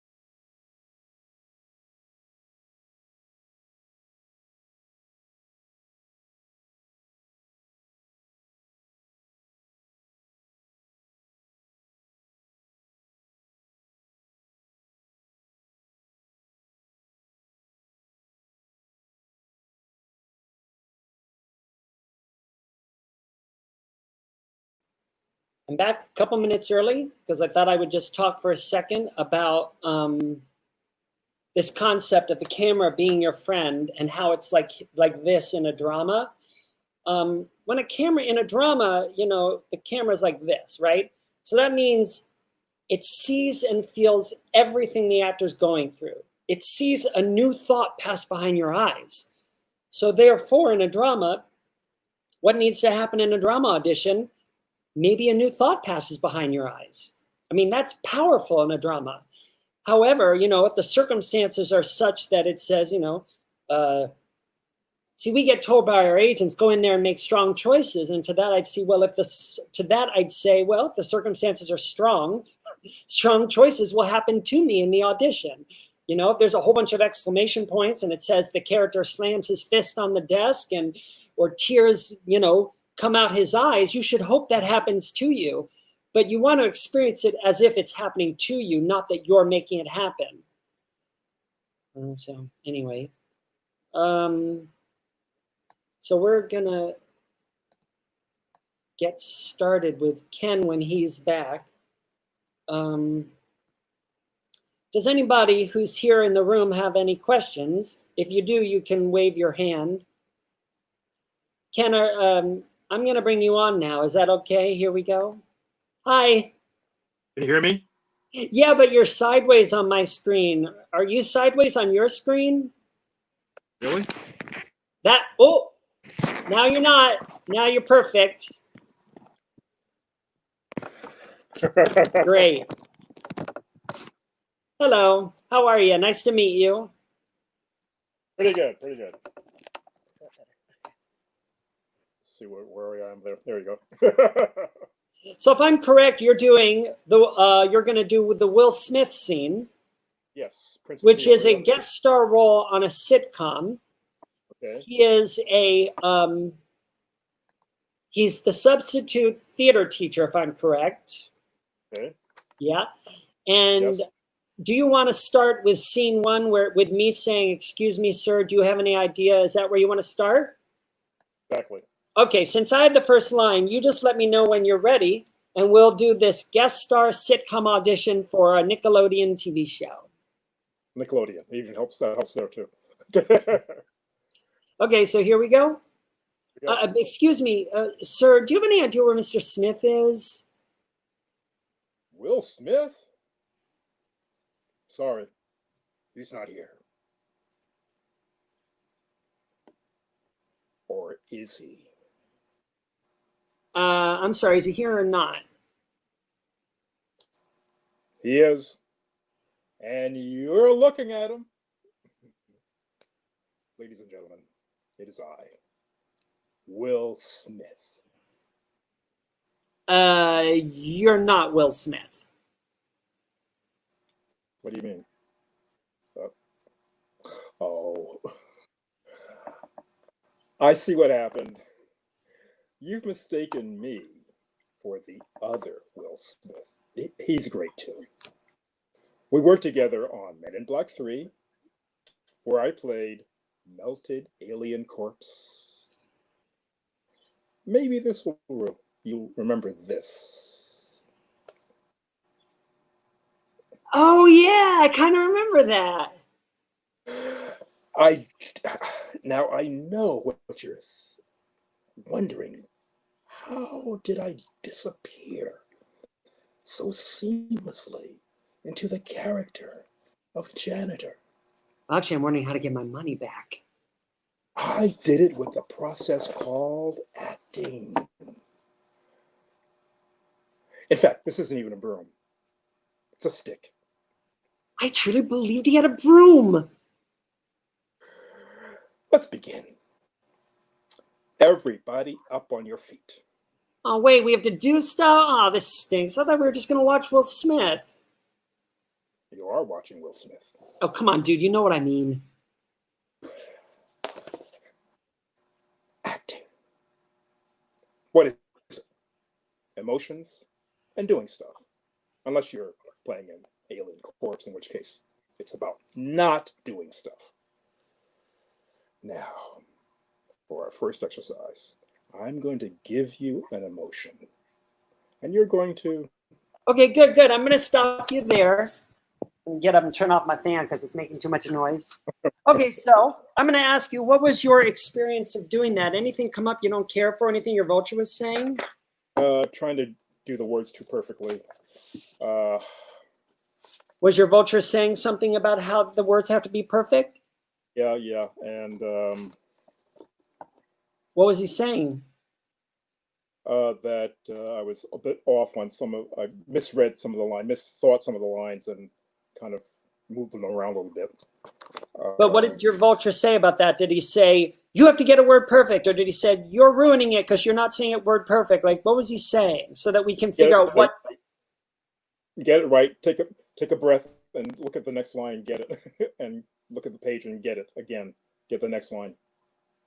Okay, so, well, first, get it right. It's very hard to remember lines when you have a vulture yelling in your ear, get it right. Because what happens is it puts pressure on the brain and then the brain can't function. Because the truth is, when you're acting and your heart's racing, blood goes to your brain, and it becomes like a supercomputer. Your brain becomes bigger and smarter and remembers lines you didn't even know you knew when your heart's racing, unless you're letting your vulture say things that keep your brain from working right. So the great thing is, the reason why my affirmations work is when you release your need for what you want, that's how to get it. So in other words, when you say, I release and destroy my need to get the words, your vulture right. I release and destroy my need to get the words right. The vulture shuts up, the pressure comes off, and suddenly you can remember all the words. You know what I mean? So then you said, your vulture said, take a breath, look at the page. What did it mean by take a breath, look at the page? Is that what a teacher once told you to do or something? Yeah, pretty much. Okay, well, what I would say is, I think you know the lines better than you do. And I think if you stay up, you'll remember them. And then if eventually you don't remember them, then you could look at the page. And as far as taking a breath, I don't think you have to, because you're not suffocating. I mean, so you don't have to take a breath. Your brain will function with no extra breath than you're normally taking. If you want to breathe, you can, but it's, you know, you don't need to be a thing called centered and full of oxygen in order to remember your next line. What you need to do is get your vulture to stop saying you're fucking this up so that your brain can think straight. Yeah, anyway, anything else your vulture was saying to you during that? I kind of was kind of telling me to not go through a learned way of doing the lines, because I was feeling like I was going to fall into a little character. Okay, so let me share something right away so there's no confusion. You can make all the choices you want in a guest star sitcom role. You can do a whole bunch of pre-planned line readings. You can do a character that's based on a friend or your dad, or a character that you did in a play. Like, anything goes, as long as you're behaving as if it's really happening. But I would say that if you're not muscling moments and making choices, it would be practically impossible to book a guest star role in a sitcom. So there's not, I just recommend to people that they make those pre-planned choices right before the audition, when their heart's racing and their ideas are better than the night before, when they're like, you know, desperately trying to think of something that's quote unquote funny, you know? So just know that you're allowed to muscle and make choices and fall into a groove that you rehearsed in the parking lot. I don't rehearse full out in the parking lot, but I do run things quietly to myself, because I want the first time I do it full out to be in the room to see what happens.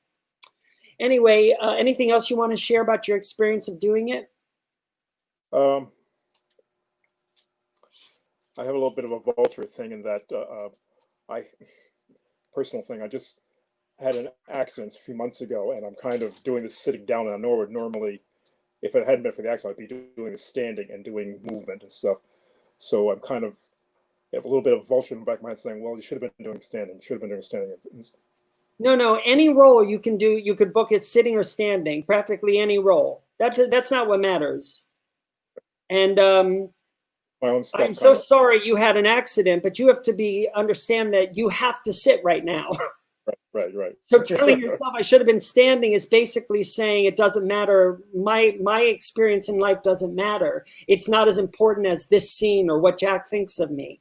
And that's, you know, that may be because you're projecting somebody on me, like somebody from your childhood, like your parents, deciding that it's not Jack watching you, but it's your parents, and you've got to impress them or to be a good child. And you don't. You're an adult and you're a good person, and good people make mistakes, and it doesn't mean you're you're not a good person.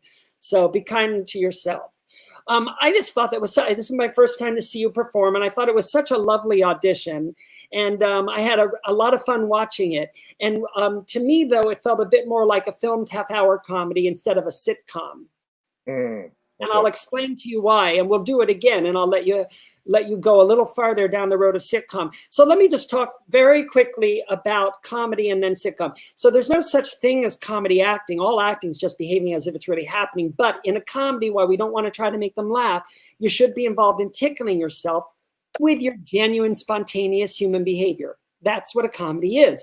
What makes sitcom style? Well, it's not what some of the biggest sitcom teachers is teaching. It's not these result-oriented line readings, pre-planned line. What it is sitcom style is simply lots of spontaneous human behavior. You see, comedy is spontaneous human behavior. Comedy is tickling yourself with your human behavior. Sitcom style is lots of tickling yourself with your own lots of behavior. I'm not doing a good job saying this today because I'm tripping on myself. So how do we do that? You just simply have to understand in a sitcom, 22 minutes long. There's no time for a scene where the characters don't feel very strongly about what's happening, especially guest star roles. So you want to put high stakes in your belly. High stakes in your belly makes more of your behavior come out of you. Don't put high stakes in your head, or you're just going to spend the scene doing like a bigger, louder scene, you know? High stakes in your belly makes more of your behavior come out. So for instance, what are Will Smith's circumstances? I think I'm a really great teacher. Well, I don't think I'm kind of great. I think I'm the best acting teacher ever. I'm excited to teach these actors. Well, I'm not kind of excited to teach them. I can't wait to instill to them the genius of my acting. You know, I'm not kind of a janitor. Oh, I'm really just a janitor. So it's not kind of a sort of interesting reveal. It's the most fascinating reveal ever. Now, again, don't put what I'm saying in your head. You'll feel a responsibility to show what the scene looks like. No, put this in your belly. High stakes in your belly makes more of your behavior come out. Do you follow? Kind of, yes. Kind of working. Okay. It's percolating. Sure. So now, sometimes when we wish we knew the words better, we slow everything down in an effort to make sure we're getting each word out. But look, you got to take it from where you are. This is how memorized you are. So maybe if you're not as memorized as you'd like to be, that's fine. You'll just paraphrase more than you'd like, you know? And you're allowed to paraphrase at auditions. I've paraphrased at auditions so many times and booked those roles.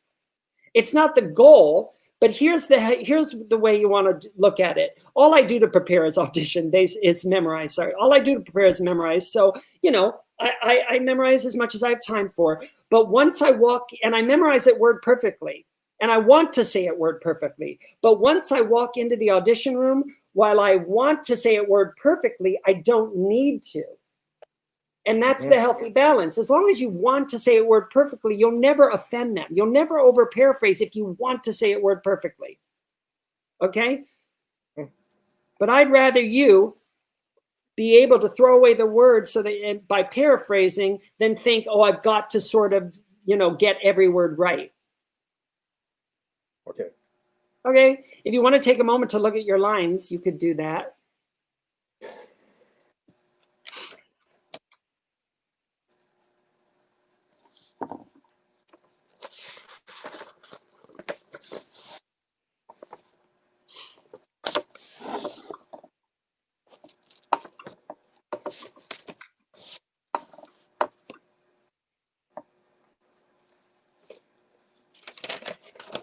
Okay. Okay, I want to let you know that you can act this from your 8-year-old self, the you that just doesn't care. Fuck it, right? And release and destroy your need to be funny, but you are here to tickle yourself with your genuine human behavior when you know you are the greatest actor ever, and you are going to change these children's lives, all that stuff. This is throwing spaghetti at the wall. We saw that way. Now just go, well, now I'll just want to be surprised how it comes out. Fuck it, I have permission to do it badly. And here we go. Excuse me, sir. Do you have any idea where Mr. Smith is? Will Smith? He's not here. Or is he? I'm sorry, is he here? He is! And you're looking at him. Ladies and gentlemen, it is I, Will Smith. You're not Will Smith. What do you mean? Oh, I see what happened. You've mistaken me for the other Will Smith. He's great too. We worked together on Men in Black 3, where I played melted alien corpse. Maybe you'll remember this. Oh, yeah, I do remember that. Now I know what you're wondering. How was I able to seamlessly disappear into the character of janitor? Well, actually, I'm wondering how to get my money back. I did it with a process called acting. In fact, this isn't even a broom. It's a stick. I believed he had a broom. Let's begin. Everybody, up on your feet. Oh, wait, we got to do stuff? Oh, this sucks. I thought we were just going to watch Will Smith. You are watching Will Smith. Oh, come on, dude. You know what I mean. Acting. What is it? Emotions and doing stuff. Unless you're playing an alien corpse, in which case it's not doing stuff. For our first exercise, I'm going to give you an emotion. And you take it for a walk around the room. You, anger. I'm mad as heck and I'm not going to take it anymore. You, excitement. I'm excited. Woo! You, embarrassment. Oh, man, I don't want to do this. Well done. Good. What was your experience that time? Felt looser. Gave myself more permission to just play and to let go. Well, And now we always have permission. We always have permission to play and let go. So if you say, I gave myself permission to play and let go, what you're saying is that something your vulture was saying the first time that was keeping you from being allowed to play and let go, this time your vulture wasn't saying. What do you think that is that your vulture was saying the first time that you got him to shut up about? Being 8 years old and being just whatever came out. The words weren't perfect, but that's okay. The paraphrases were Okay, there. so good. So your vulture was saying things about how the words have to be perfect, how you can't just let it come out, how you've got to be a grown-up actor. Now, your vulture will say those things the next time you audition, but you'll be ready for him because you know that he thinks he can currently get away with that.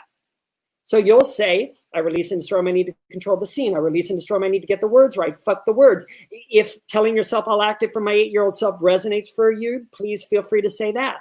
But the reason why the scene got better is you had less vulture squawking, so you were able to do more easily what acting is, which is easy, which is just play in the circumstances by behaving as if it's really happening. That was a sitcom audition, and it was terrific. That is it. It's just about higher stakes. And I was so pleased. There was a moment where I was ready for you to not keep those high stakes. And instead you did. And it was wonderful. It was the moment when you went, I said, oh, you're not Will Smith. And you went, what do you mean? And when you said, oh, wait, I see what happened. I love that you didn't kind of be, what I mean, you had high stakes there. Whatever your stakes were, they were high. And that's the goal, is that because a scene is a series of improvs. A scene is constantly changing. And what I love is that you changed what the high stakes were about throughout the scene. And that's the correct way to do a sitcom, because it's a scene is a series of improvs. And in a sitcom, the stakes remain high for each changing improv. Right. Yeah.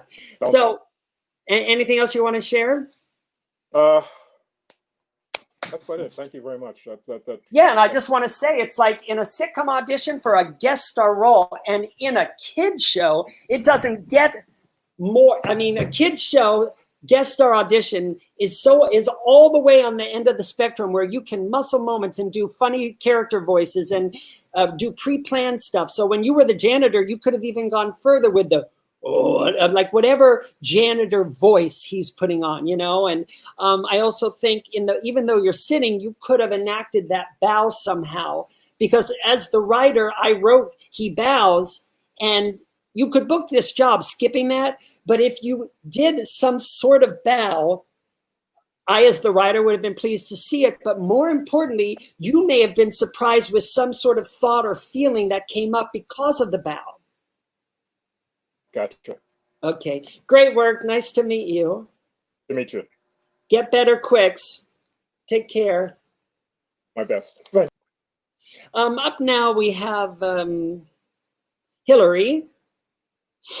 Am I correct that it's Hillary? Or if I'm wrong, wave. Yeah. Oh, hi there. How are you? Good. How are you? Hi, Jack. Okay. I'm good, thank you.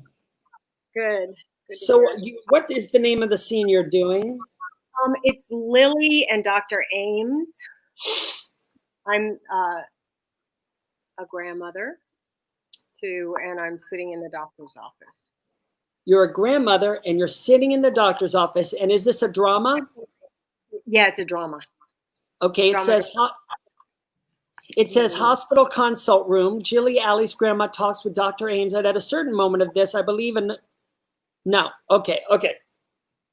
So I have the first line. So you let me know when you're ready to begin. Right.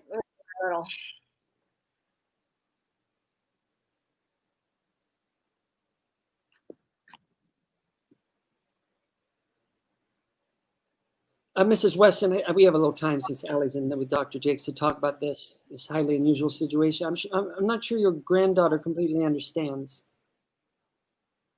You think we're nuts?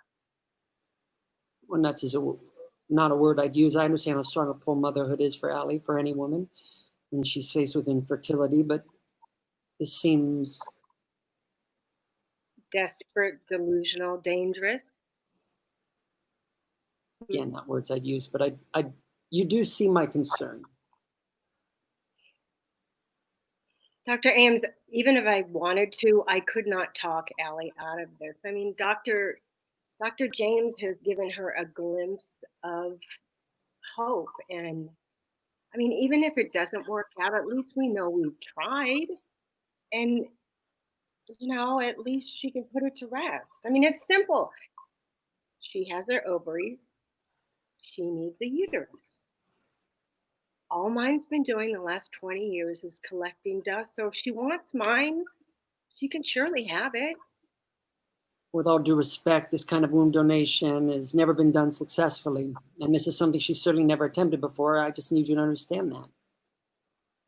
He's been really honest with us, just rest assured. But I mean, we do know we are going into new territory here, but I mean, everything's changing. Look at the world now. It's so fast. And I mean, I can't even keep up with. I mean, see this phone? I can take a picture of you. I can play music. I can download my DVD shit. And I mean, it's a device. And you know, it's incredible. I mean, technology is incredible. If you have a human heart, you can yearn for it. If you have the human mind, you can think it. And you know, there's somebody out there who's going to find people's dreams, and somebody is going to do it. It might as well be him. It's not Allie I'm concerned about. Not only physical impact on you, but the emotional toll. I realize you're not in childbearing phase, but this will have consequences, even if the entire procedure is successful.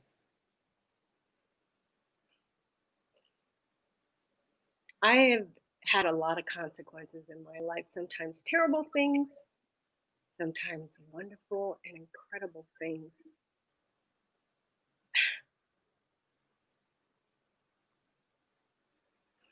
When my daughter died before I did, it just felt like a part of my heart was being ripped out. And I have seen Allie grieve, and she's gone through this.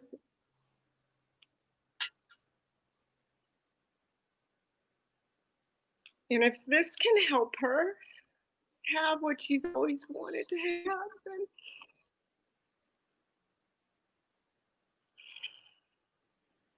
she's a strong and beautiful and wonderful girl. And if this is what she wants, I'm willing to give her that gift. This is so beautiful. We're starting at the beginning, so you can actually do this sort of acting with no making choices or muscling moments or coloring words right from the beginning. I'm glad we have a little time. You know, this is a highly unusual situation. I'm not sure your granddaughter completely understands.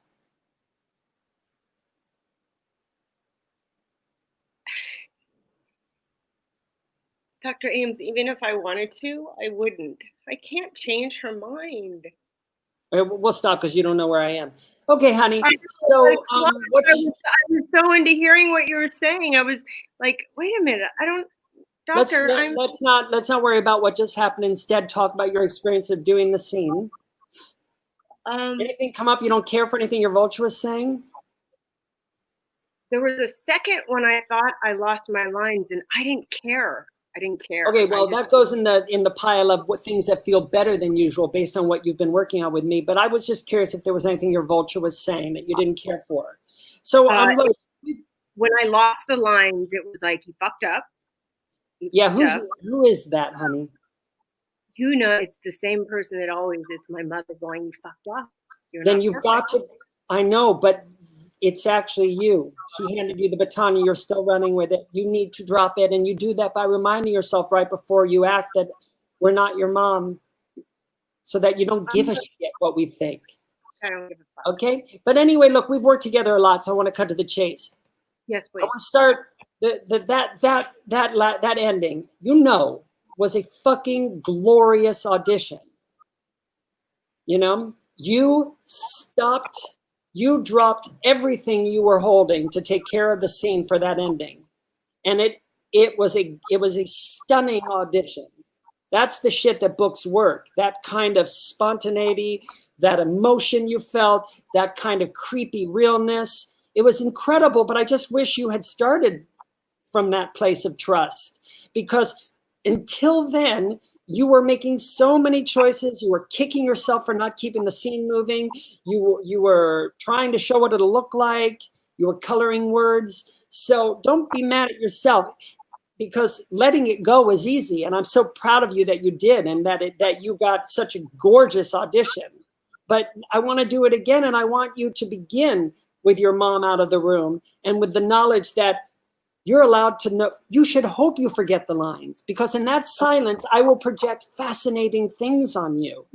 And in that silence, I will feel uncomfortable watching this scene, and I want to feel uncomfortable watching this scene. So if you do anything to take care of the scene or to take care of me, I'm going to feel comfortable, and I don't want to feel comfortable. I want to remind you, you're not playing an actress. You're playing just a woman who's thinking out loud. A woman, the literal circumstances are, you know the danger you're putting yourself into. Because this scene is not about these words, but she does. She's not a superhero. And we found that out at the end. So want to feel, but remember, the character doesn't. Nobody wants to cry. Nobody wants to be terrified, right? But you don't have to pretend you're somebody you're not. You don't have to pretend you're a superhero. Every scene we do practically is a scene about a woman who's thinking out loud, right? So basically all you have to do is think out loud. Now, when I get told that I'm about to have to do a scene again, there's a little part of me that goes, I don't want to do the scene again. Right. And guess what? She doesn't want to have this moment with this doctor, because when she's forced to think about what she's doing, she's afraid she'll change her mind.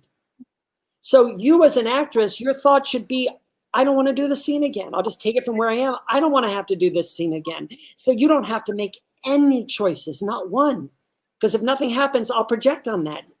Because you're enough. Because you're human, you are fucking fascinating. So as long as you're behaving as if this is really happening for the first time, you're enough. The words you'll throw away already have the scene the way you thought it should look, so you don't have to do any of that stuff.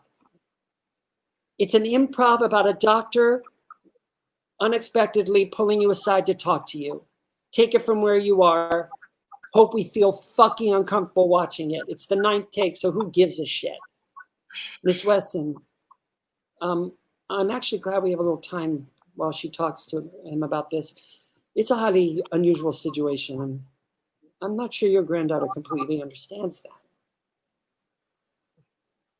You think or not?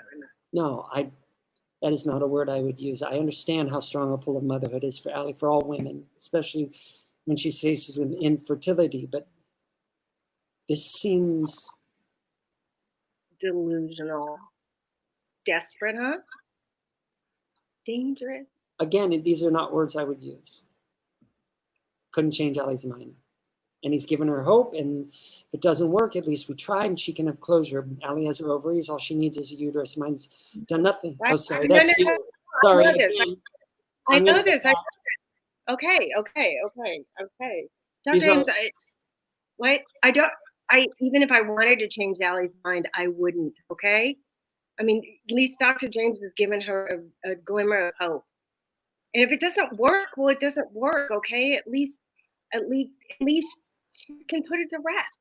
I mean, it's simple. She's got ovaries. I have a uterus. Okay? All mine's been doing the last 20 years, collecting fucking dust. Right? She wants it. She's surely welcome to it. With all due respect to Dr. Jakes, this kind of womb donation has never been done successfully, and this is something he's certainly never even attempted before. I just need you to understand that. Well, he's been really honest with us, rest assured. We know we're entering new territory. I mean, look at the world. Everything today, everything is changing. I mean, like that. So quick, everything. It's moving forward. I can't keep up with it. In a stupid phone, I can take your picture. I can play music. I can even change the channel on my TV. Just this little thing.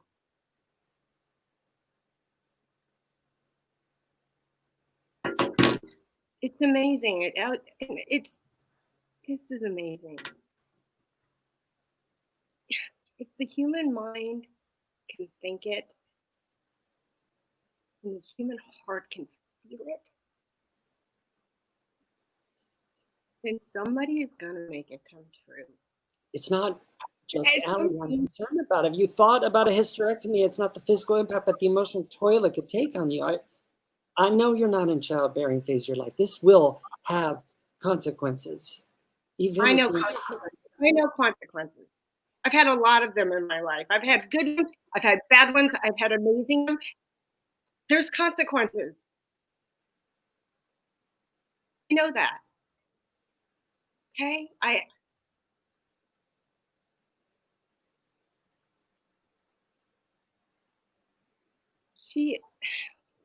When my daughter died, before I did, I felt like somebody ripped out a piece of my heart. And I had to sit and watch Allie grieve and move on with her life, and that's all I care about right now. Okay, so Dr. Ames.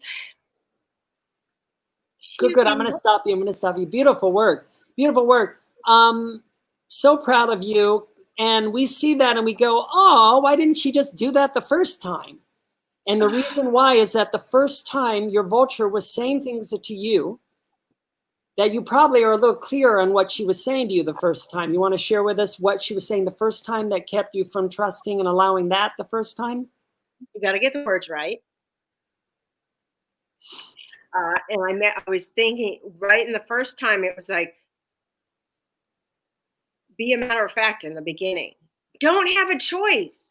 Be a matter of fact. It was like the back and forth, the very Gemini. What does it mean to be a matter of fact? Why did you decide that the first half of the scene is supposed to be a result called matter of fact? Because my vulture says, I'm together. I'm the together grandmother. So I've already. What do we say about circumstance? First off, nobody is a superhero. Play myself as in this. And you put the circumstance in your belly. You trust your gut to do with them what it will. But what happened is you put the circumstances in your head, which made you feel a responsibility to show what the scene will look like, which makes behaving as if it's really happening very difficult. But I don't see anywhere in here where it says she's really togetder. My mind tells me I would be together. I would go in there. Not to decide how you would do it, and instead know the scene is about you. It's about you in this character's specific set of circumstances. Now, I do think this is a woman who's determined to save her daughter because of the death of her other daughter, right? So, but again, you put that in your belly. When you lay an answer, when you try to find an answer for the scene, if you even lay an answer over one line or a quality over one line, you can't get in touch with the moment-to-moment fleeting thoughts, feelings, and impulses that happen even in one line. Meaning, in the span of one line, you could have a moment where you feel determined and courageous, and in the very next moment, you feel terrified like a little girl. That's real life. And you don't control that. You let it happen to you. Trust however it's happening, it was meant to happen, and that it'll happen differently every time you do the scene. So the editor has lots of different choices to use, because you don't create your performance in a movie or a TV show. The editor does, and they know that when they're watching your audition. So if they see you controlling the audition, they're going to go, well, why would we want that on set? We want somebody who's swimming around in the water of the circumstances, allowing things to surprise them. And then, okay, so I would just say, I loved that. I loved that audition. And then if you took that and then, you know, attached the end of your first audition, boy, oh boy, that's an Oscar-worthy performance. And I would just say, please don't get mad at yourself when you paraphrase or don't know a line and say, fuck. Well, There's no place for the word fuck in a television audition. So just don't say it. But again, I'm so fucking proud of you. To me, this was just your best work yet. I love, love, love what you allowed to happen today. And that was just so proud of you, my darling. Thank you so much, Jack. You're the best. Can't wait to see you next week.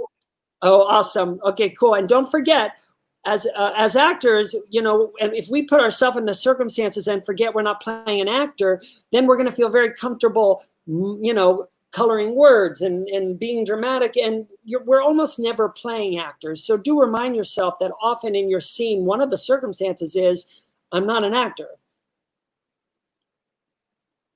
Anyway, okay, so the next person up is Luke. And Luke isn't here, so I've got to ask Hillary to leave. And Lisa, if you guys could leave the thank you that way, because it's possible Luke is in some sort of waiting area or something, and that would, okay. We've made room for Luke. No one else has to leave, but I don't know if he's even here. No one else has to leave. Michael and Nick, you don't have to leave if you don't want to. But Luke doesn't seem to be here. I'm going to see if maybe he's put a comment in the comment section. No, he hasn't. Okay, so I'm going to have to skip Luke, I guess, which would mean that the next person is Medina. Is Medina Chicha. I'm totally destroying that name.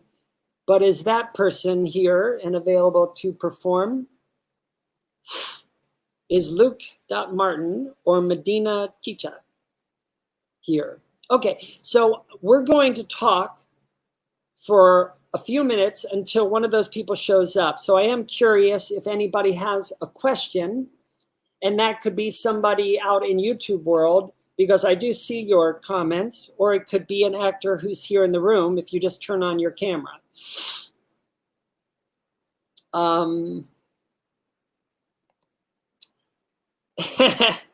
One comment was, vultures away and bedevil me no more. You can also get fucked. I approve of that comment.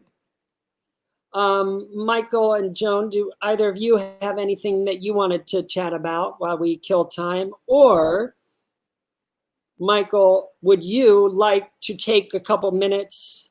Oh, wait, we have Mahira here. Yeah, I don't want to put pressure on you, but would you like to do your scene now? I can give you a minute to prepare. Yeah, sure.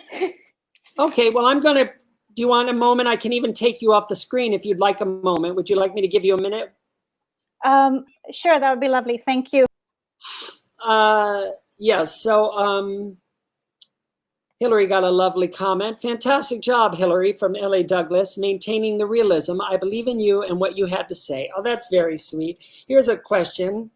Hi, Jack, do you have ongoing acting classes? Yes, I work as an actor, but my hobby is to teach classes. So whenever I'm free, I'm doing a class.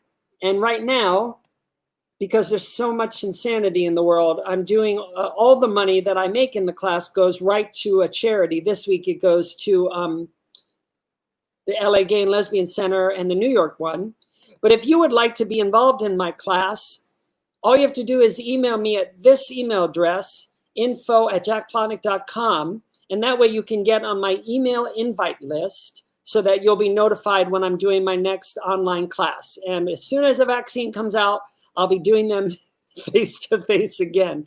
But one of my favorite parts of getting to do these online classes is getting to work with New York actors again. And like Joan and Mike, I'm so happy to see you guys again. But I feel like you're ready. Is that true? Or you're getting close to being ready? What scene are you doing? Heidi. Okay, so I'm just going to pull up that scene. Now, Heidi is a filmed half-hour comedy audition. And in this scene, Heidi is knocking on the door of her roommate's room, is my understanding. You can let me know if you disagree, to talk to her about something. So you have the first line, so I'll let you begin when you're ready. And then we'll start. Filmed half-hour comedy. Do you have a minute? Not really. Okay. What? I'm not sure how to say this, so I'm just gonna say it. So say it. I'm trying to think of the best way to phrase it. Just say it. It's kind of uncomfortable, so I'm trying to find the right words. How about I don't have time for this? No, that's not it. Oh my God, speak! You're a twat! Wow, harsh. Yes, that's why I needed to find the right words. Why am I a twat? Right. I really should explain. Yeah, that'd be helpful. So, well, I don't appreciate telling other people that I'm a limited person. I'm not limited. I'm special. That's another way to put it. See there, I got that. That was underfooted. Underhanded. Again, enough with the condensation. Oh, you want me to stop turning into water? You know what I mean, and I know what you mean, and it was mean. What do you want me to do about it? I want you to stop. Noted, I'll stop. You will? Yeah. Okay. Because I don't want you to do anything you don't want to do. Then what do you want from me?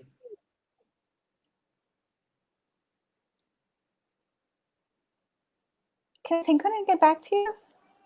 No. Okay. Good talk. Good.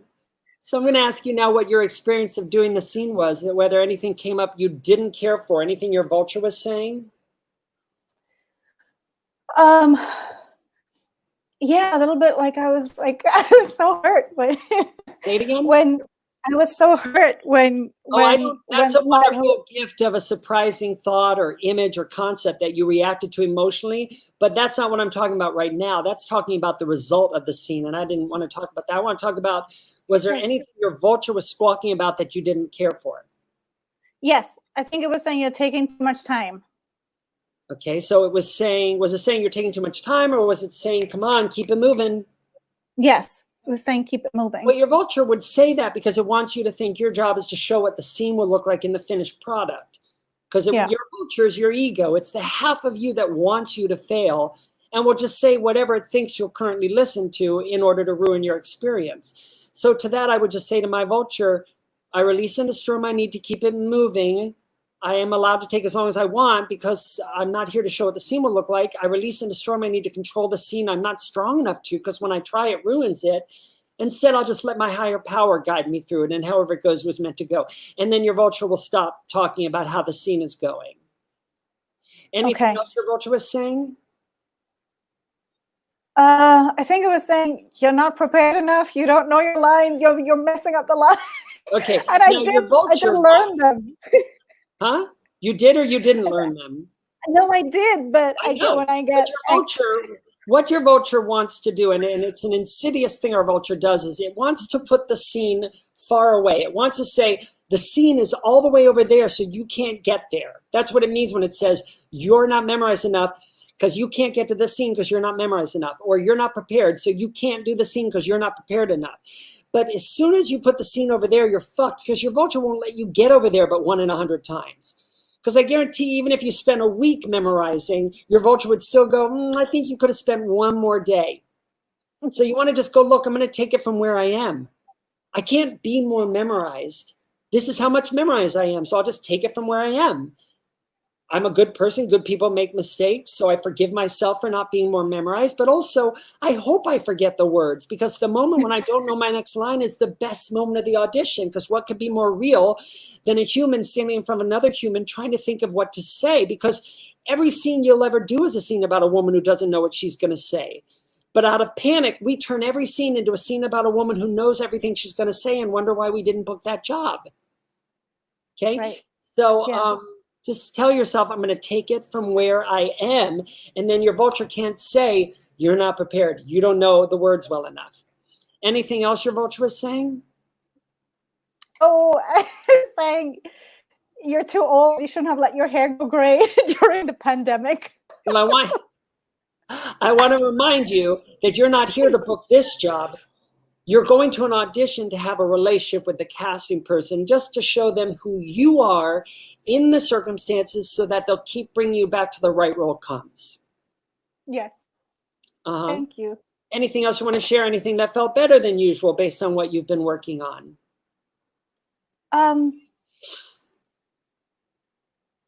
Okay, I want to ask you, what did you let go of in that last quarter of the scene when you got hit by that feeling, by that thought or concept where you felt so hurt? Would you agree that you let go of a vulture squawk, or you let go of a pressure or responsibility? Because I got to say, the ending of that scene was fucking brilliant. You were tickling yourself with all this genuine human behavior. You were behaving as if it was really fucking happening. It was a wonderful audition in that last quarter. And so I'm wondering, do you recall hearing your vulture stop squawking? Yeah, I think at a certain point I just went, oh, fuck it. What a wonderful It is what it is. Hey, it's a great affirmation. And the nice thing is that even while you're acting, if you hear your vulture talking about how you've got to take care of the scene, you just can turn to your vulture and go, no, fuck it. She'll shut up. The pressure will roll off, and you'll once again be able to behave as if it's really happening. Because you will have to say the affirmations while you're acting when you begin saying them, because your vulture squawks while you're acting, doesn't she?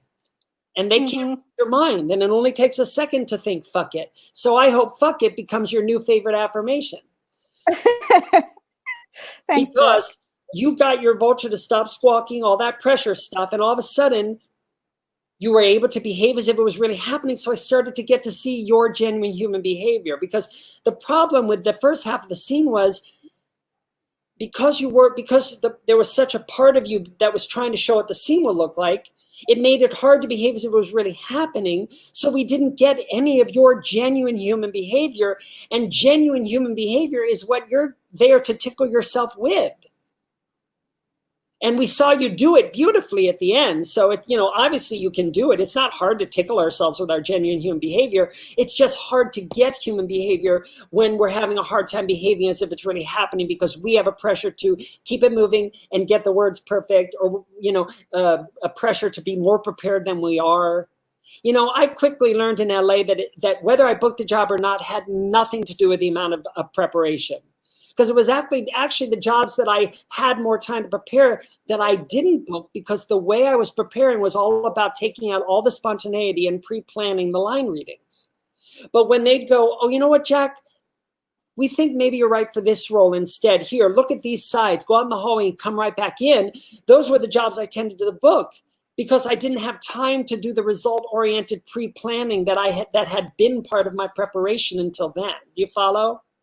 Mm-hmm. Okay, good. So I want to do an exercise with you that I love, because it gets rid of the moment when the scene begins and you're under pressure to act. So I'm just going to talk to you about your life. And it's a selfish exercise for you to remember how you really think and communicate. In the middle of us talking, I'm going to say start the scene. And the goal is, without looking at the script, to jump into the scene, but bring right with you into the scene how you really think and communicate, so that I can't tell the scene even began. To do this exercise, you want to let go of any way you thought to do this. We already saw that anyway. And instead just say, look, they saw that, so this time I'll just see what happens. And I'll just do an improv about knocking and entering my roommate's room. When I'm a person who hates putting her foot in her mouth and wants to find the right way to say things, but has no idea how to say things. That's all. Put that in your Okay. belly, throw it away. You're not stupid. You won't forget the circumstances. The important thing is release and destroy your need to be funny. You're just here to tickle yourself with your own genuine human behavior. We're going to talk about your life so you can remember how you really think and communicate. What did you have for breakfast today? I had granola with oat milk. Where do you buy your granola? At Whole Foods. And when you were younger, was there a group of kids that you wanted to be friends with but weren't? Yes. Who were they? You don't have Oh to my say- God, they were so cool, and I was so not cool. Why? What? How did it make you feel when that you couldn't be friends with them? Like I was always knocking on the window trying to get in. Uh-huh. And when you think about a place you would go to be by yourself, where was it? It was on the the school. They had a little balcony, and I would look up at Hey, the Bucket, hawks start the flying. scene. Bucket, start the scene. Do you have a minute? Not really. Oh, okay. What? Well, I'm trying to think of the best way to say it. So say it. It's a little uncomfortable, so I'm trying to find the right words. Just say it. Oh, you know what? How about I don't have time for this right now. Okay. No, that's not it. Oh my God! Speak. You're a twat! Wow, harsh. See, that's why I need to find the right words. Good. I'm going to stop you. I think this is a lot of fun, but I do think that you're going into sitcom territory by just giving me this thing that you did the first time. It sends a signal to the universe that you don't want to be surprised by what happens, but also we don't need those super high stakes of a sitcom. But more importantly, I want to talk about something that came up the first time as well. I thought you did a good job, by the way, of bringing into the scene how you really think and communicate. But we got a lot of smiling out of you the first time you did the scene as well. And I'm not psychic, but I'm picking up that maybe it wasn't necessarily safe to not smile in your home when you were young. Or, okay, am I hitting something?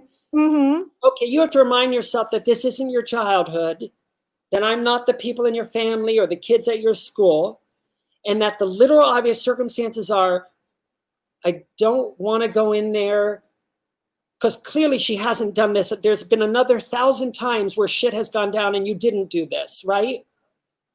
So it's tickling yourself with your own genuine human behavior when you're doing something that you're not comfortable doing and you don't know how it's going to go because you don't even know what you're going to say because you're an insecure, neurotic person and we're starting the scene. Knock on something. Do you have a minute? Not really. Okay. No, what? Well, I'm not sure how to say this, so I'm just going to say it. So say it. I'm trying to find the right words. Don't look for an answer to the scene. The scene is constantly changing. You would like to be my friend, but I'm a twat. Just say it then if you can't find the right words. Just say it.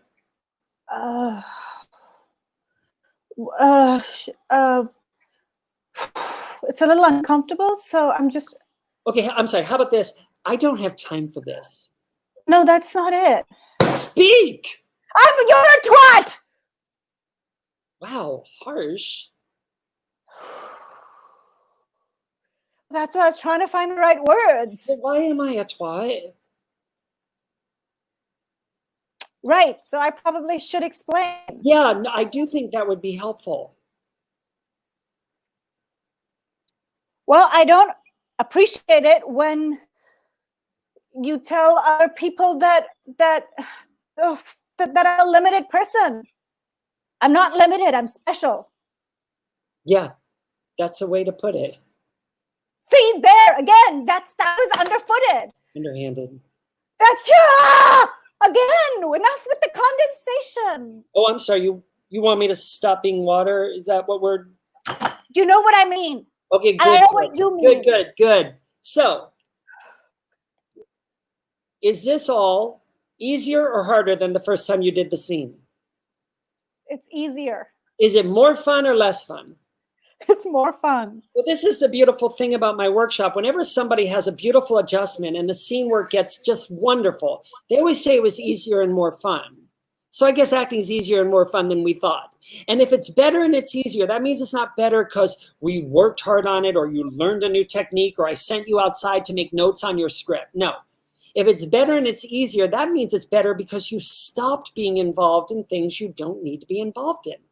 Things that make the acting harder and not as good, which was anything your vulture had been saying. Because I think you'll agree that now you don't really have any vulture squawking, do you?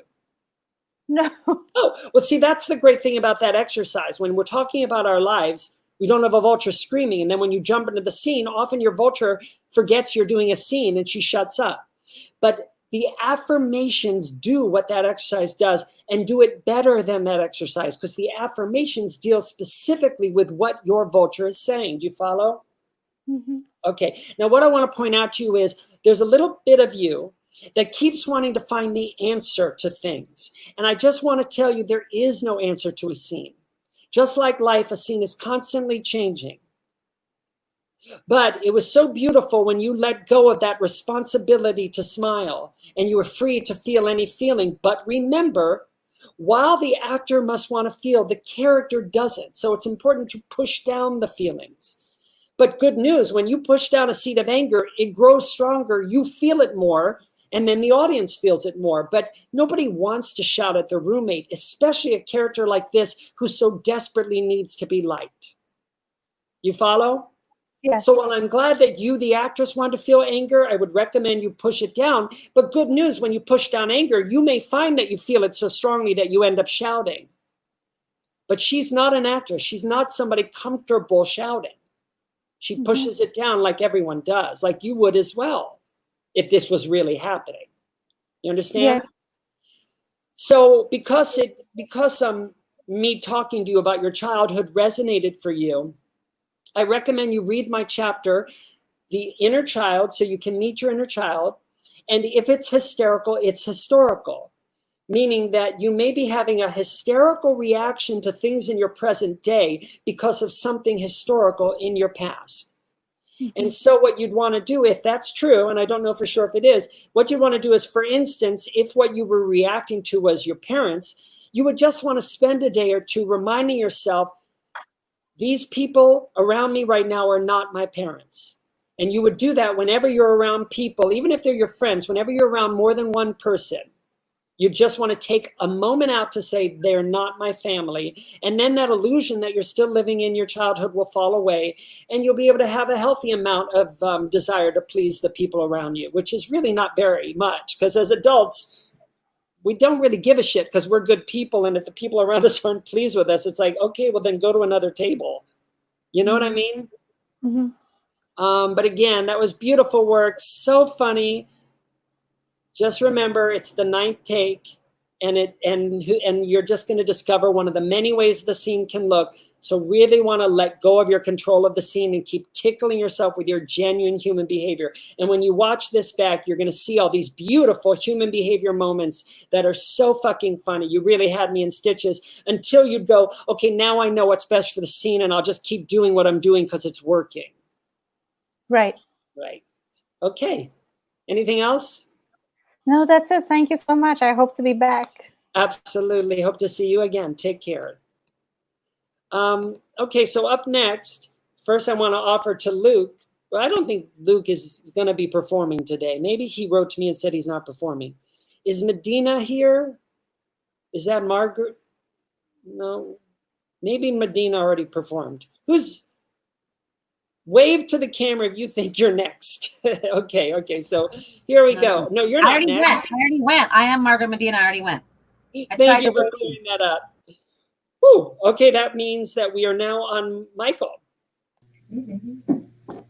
Hello, how are you? Hi, Jack.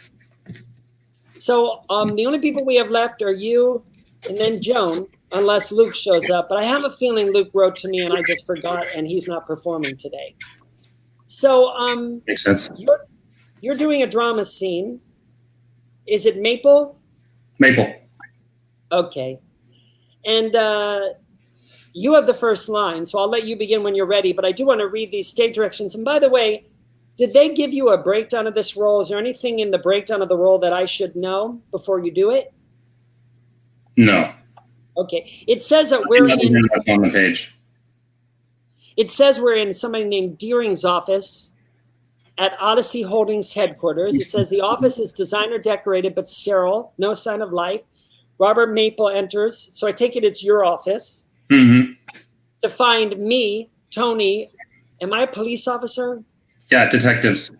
Okay, but we're playing it as if it's one person? Yeah, if you could. I will, which means I'll cut that line where I talk to myself. So I want to look at where that is. There's a line where I have to talk to myself. Just know, I'm always going to give you the line right before you talk. So I'm going to skip the line. I might say all the lines, and I'll definitely give you a line, every line that's right before you, okay? Yeah, because this first bit is kind of a conceit. So it's sort of important that we hear those lines when you're... I'm not going to skip any lines, but if something doesn't make sense, just ignore it. We're playing it that it's one person, okay? Got it. So it says that his character, Robert, enters his office wearing a Bluetooth earpiece, and you can begin whenever you're ready. Sorry, keep waiting. Oh, we're just enjoying the right angles. I got a conference call with Dubai in half an hour.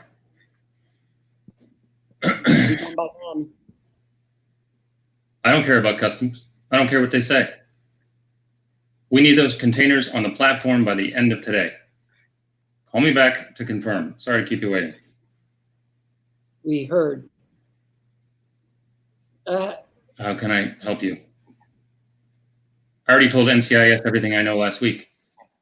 You were here for an hour I didn't have. Hello, go for Maple. He'll call you back. Okay. Just get to the point. You told NCIS that since Deering disappeared, you've been running the company all by yourself. All by myself. You had no idea where he was. And what about this? That is the last email but communication between you and Deering a year ago. He mentions he's enjoying a Mai Tai on the beach you and he had gone surfing. Yeah, I remember. I don't know anything about it. I didn't know what he was talking about. I don't go surfing. I never went surfing with him. I don't surf. I don't go to the beach either. Look, I'm cooperating 100%. I have family serving in the Navy ships right now. This is just a job for you? I've got blood in the game. I think the reference to surfing could be some kind of code. Maybe. Maybe not.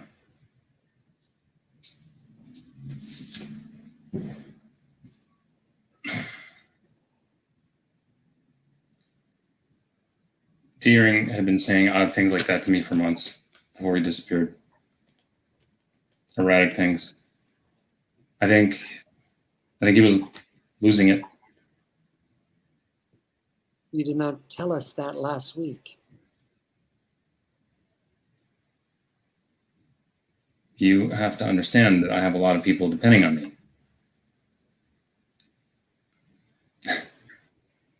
If word got out to our investors that our CEO was mentally unbalanced, I think that ship already sailed.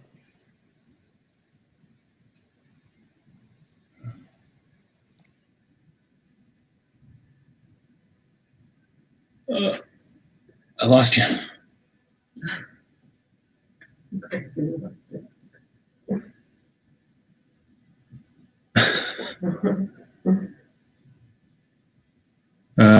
Jack, I lost you.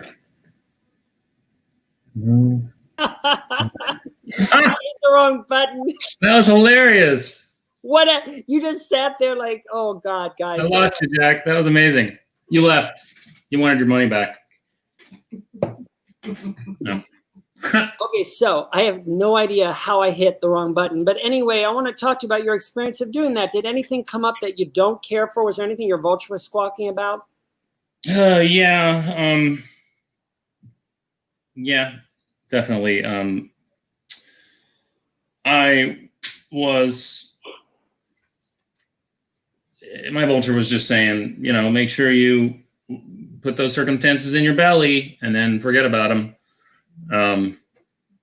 And then, really behave like it's really happening, even though you're here at a desk in front of a computer. So things like that. And some line stuff. I definitely had some line stuff that my vulture was talking about. Some words. What you're sharing with me actually sounds like loving thoughts. So I'm surprised you're saying it's your vulture. However, our vulture is so devious. Sometimes what it'll do is it'll take a loving thought and twist it and say it in a tone of voice that turns it into a vulture squawk that makes you feel pressure. So in other words, me saying, oh, just have faith you're in an office, just behave as if it's really happening is obviously a loving thought and it's meant to take the pressure off. But if your vulture says, okay, do what Jack said and do it right, then all of a sudden, because actors, we love to even take like a flower that someone lays at our feet, we'll pick it up and turn it into a baseball bat and hit ourselves over the head with it. So do you think that's what was happening? Do you think that you were taking what I'm saying and then like turning it into something that to make yourself feel pressure?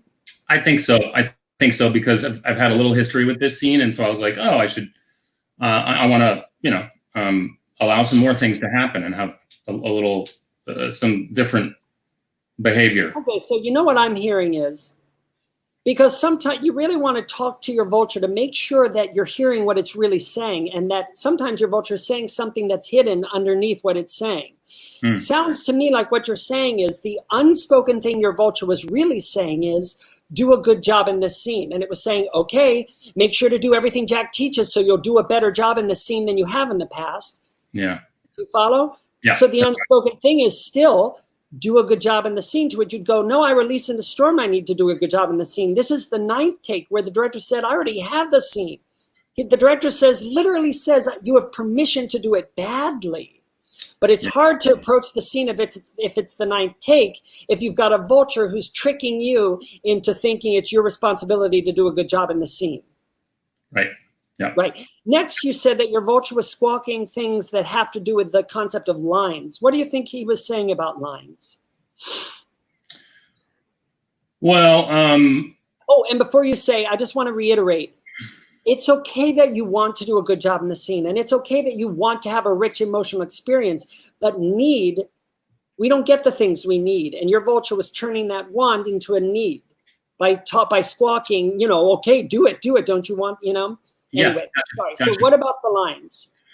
Well, I think it's mostly for the beginning because I couldn't hear you as well, which is perfect because that's the idea, is that he's on the phone and they don't know that. Yeah. But for a second, it was like, hey, come on, make sure you get that cue because it matters. Hey, you know why I don't bother memorizing the other people's lines? I'll know it's my turn to talk when they stop talking. Also, right before I go into an audition is when I do my scene comprehension. And part of scene comprehension is looking to see if I have to interrupt the other person ever. So I'm not saying not to interrupt me if it says you interrupt me, but also that's not what's going to book you the job, Yeah. But I understand your desire to not to interrupt me if you have to interrupt me, but in general, you'll know it's your time to talk when I'm done talking. Yeah. Anyway, okay, so Right. anything else your vulture said? Anything else you want to share about your experience? No, there was some, I don't know, it felt actually easier than I thought it would feel. So Well, sometimes this falls in the second category that I often like to ask, which is, did anything feel better than usual based on what you're playing with today? yeah, that felt better than usual. What? Just the ease of it. So I don't know what that would be if it's Okay, just. so obviously everything's always easy because why wouldn't it be? I'm not asking you to like dig for coal or anything. Acting's easy. But if you're saying it felt easy, what you're saying is I didn't have my vulture squawking, but I knew that. If you say it felt better today, then the next thing to come is probably because my vulture wasn't saying this thing that he normally gets away with saying. And then I would ask, what is it your vulture couldn't say today based on the work you're doing right now? Right, right. I'm not sure. Just. Well, what did you feel less pressure about, less responsibility for today? To take care of the scene. I definitely I definitely felt that. Fan-fucking-tastic. Because another way to say take care of the scene would be show what the scene will look like in the finished product. Yeah. And what you're saying is I felt less of a responsibility to show what the scene will look like in the finished product, which allowed me to do what acting is, which is to more behave as if it's really happening. Mm-hmm, mm-hmm. Yeah, yeah. Well, I just thought it was a fantastic drama audition. I loved it. I don't have any notes for you. I'm happy to do it again because we have the time. Oh. But let's do a ninth take. Can we? Huh? Can we do a ninth take? Absolutely, absolutely. But again, I want to share with you, I like to say sometimes it's what you don't do that books the job. And you did not get involved in so many of the things actors get involved with to ruin their drama audition. Most importantly, making choices and muscling moments, coloring words, Yeah. The scene felt what I like to call creepy real because you didn't get involved in the extra things that people aren't involved in life. Because acting in a drama is a mirror of real life. Yeah. Yeah. I think I was a little, technically, once in a while, I'm not sure if I'm looking in the right place. I know it really doesn't matter. There is no right place. It's the ninth take, and the director said you already did the scene looking in the right place. So now I don't care where you look. However, if you would like to talk to your the person casting you and say, well, where do you think I ought to look? Then that would be a way to get your vulture to stop worrying.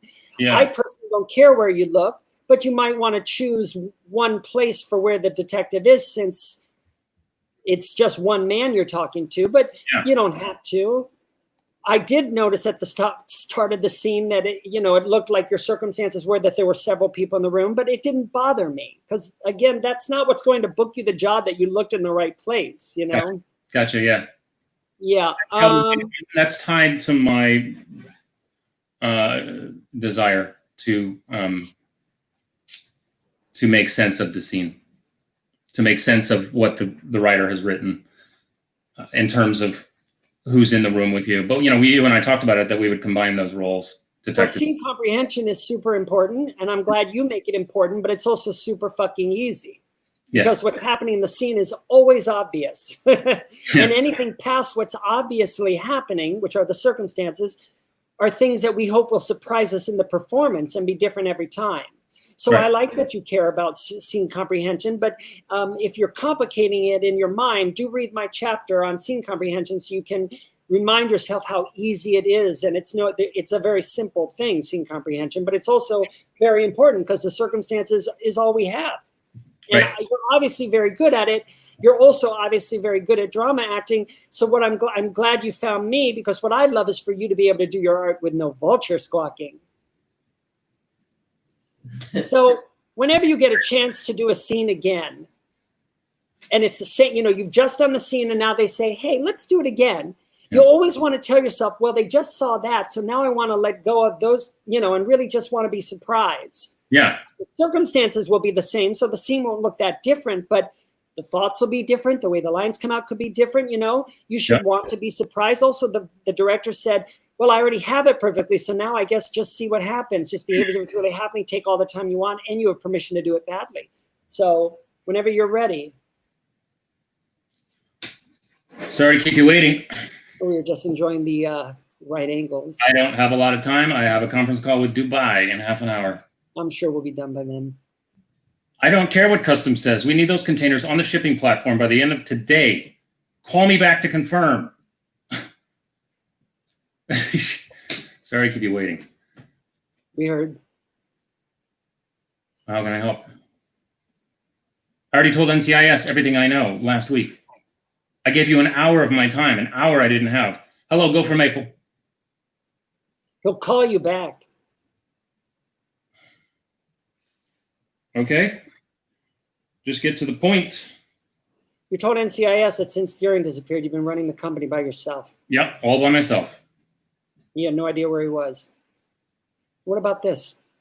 It's the last email, but communication. He mentions he's enjoying a Mai Tai on the beach. You and he had gone surfing. Yes, I remember. I didn't know what he was talking about. We never went surfing. I don't surf or go to the beach, ever. Look, I am communicating. I am cooperating with you 100%. I have family on Navy ships right now.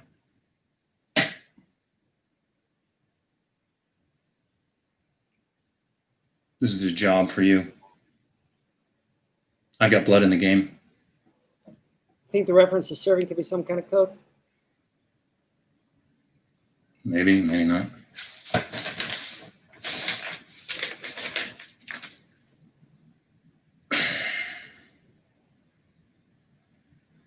Deering had been saying odd things like that to me for months before he disappeared. You know, erratic things. I think he was losing it. You did not tell us this last week. You have to understand, I have a lot of people depending on me. If word got out that our... Okay, good. I'm going to stop you. Okay, so I love the moments where you allowed the scene to be different. I thought it was another good drama audition, and I'm just going to say this. We can all go further down the road of not making choices. And we muscle moments because we feel uncomfortable.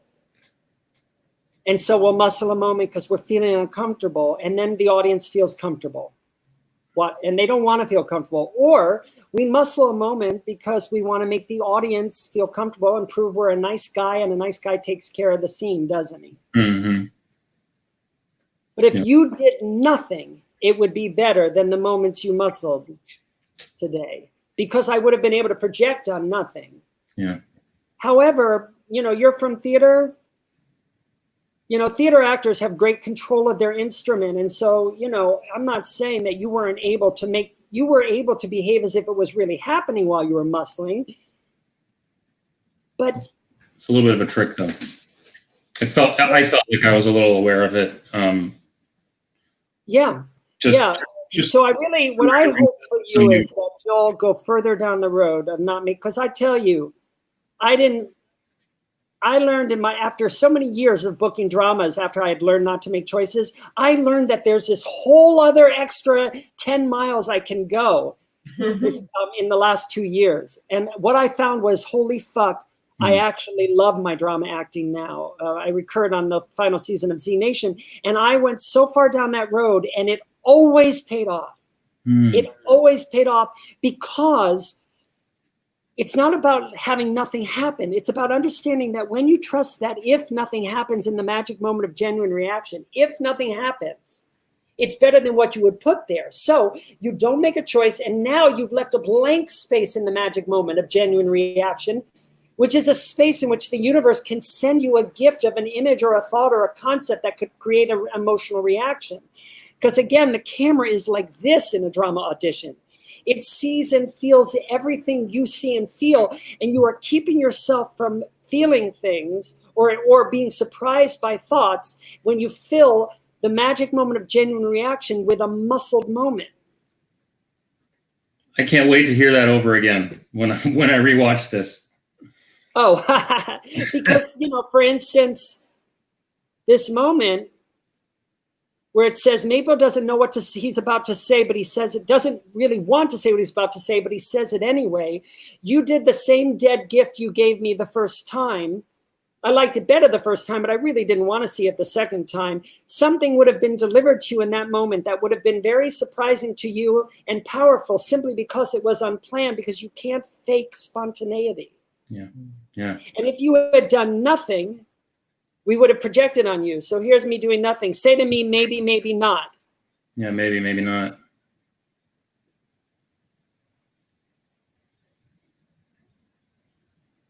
Deering had said a lot of things. Do you know what I mean? That's me doing nothing. Yeah. But I'm showing you how projection works. Right? I'm not saying to do nothing. I'm just saying if you had trusted that that was enough, which Blank slate. Yeah, you just saw it was enough, then maybe you could have received something. And then you end up driving home going, oh my God, that was so exciting. I didn't expect to think that, which made me say the line like that, which made me add that moment or scratch my face. And I had never planned to scratch my face, but it was such a powerful moment when I scratched my face, searching for the words. You know what I mean? Yeah. Totally. So again, theater actors, we have to be careful because we can make something look quite lovely, but I would love you to have an even more selfish and rich emotional experience by letting go of your control. Sounds great to me. Thanks, Jack. That was You're fun. welcome. Both were lovely auditions, but we get to see more of your humanity when we get fewer of your taking care of the scene. Because you have to trust you're enough and you're fucking fascinating just watching you breathe. Add into that surprising thoughts and images and feelings aligned with the circumstances, and it's fucking fireworks, you know? Yeah. Okay, so up last. Thank you. You're welcome. Great work. Joan. We'll just switch places. Hi. I know, I love this, and it's so great to see you. You know, we've worked together so long, but I don't get to see you because I'm not in New York so much, and so it's lovely to have this opportunity. Not that you're even in Manhattan. What are we doing? Carol? Doing Carol. Yeah. Okay, it says that it's an hour-long drama, and can you just, in a nutshell, tell us what's happening in this scene? Oh, I see. It says that Carol, I know you're frozen. Hopefully you'll come back. Hopefully I'm not frozen. Says that Carol unloads groceries and puts them away.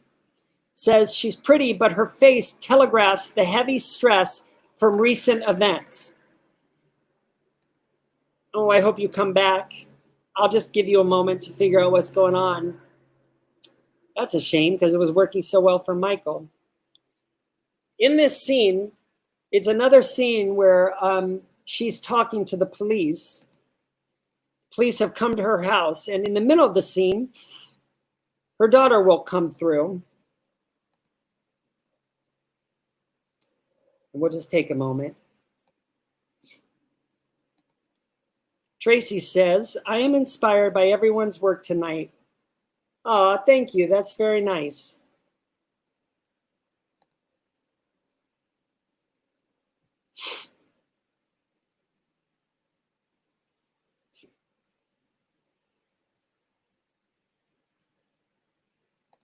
What is this?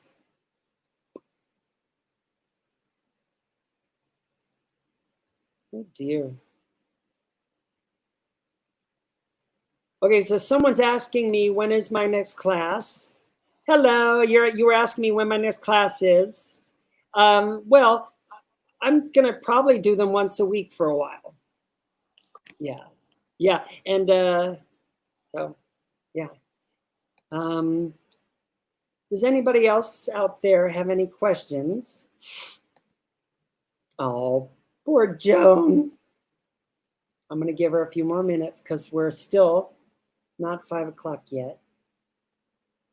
Again, I want to remind all the people out there that everything I teach you can read for free in my ebook, New Thoughts for Actors, here at this web address, jackplotnick.com, and then you click on the word teacher, and then you'll find a button to my free ebook.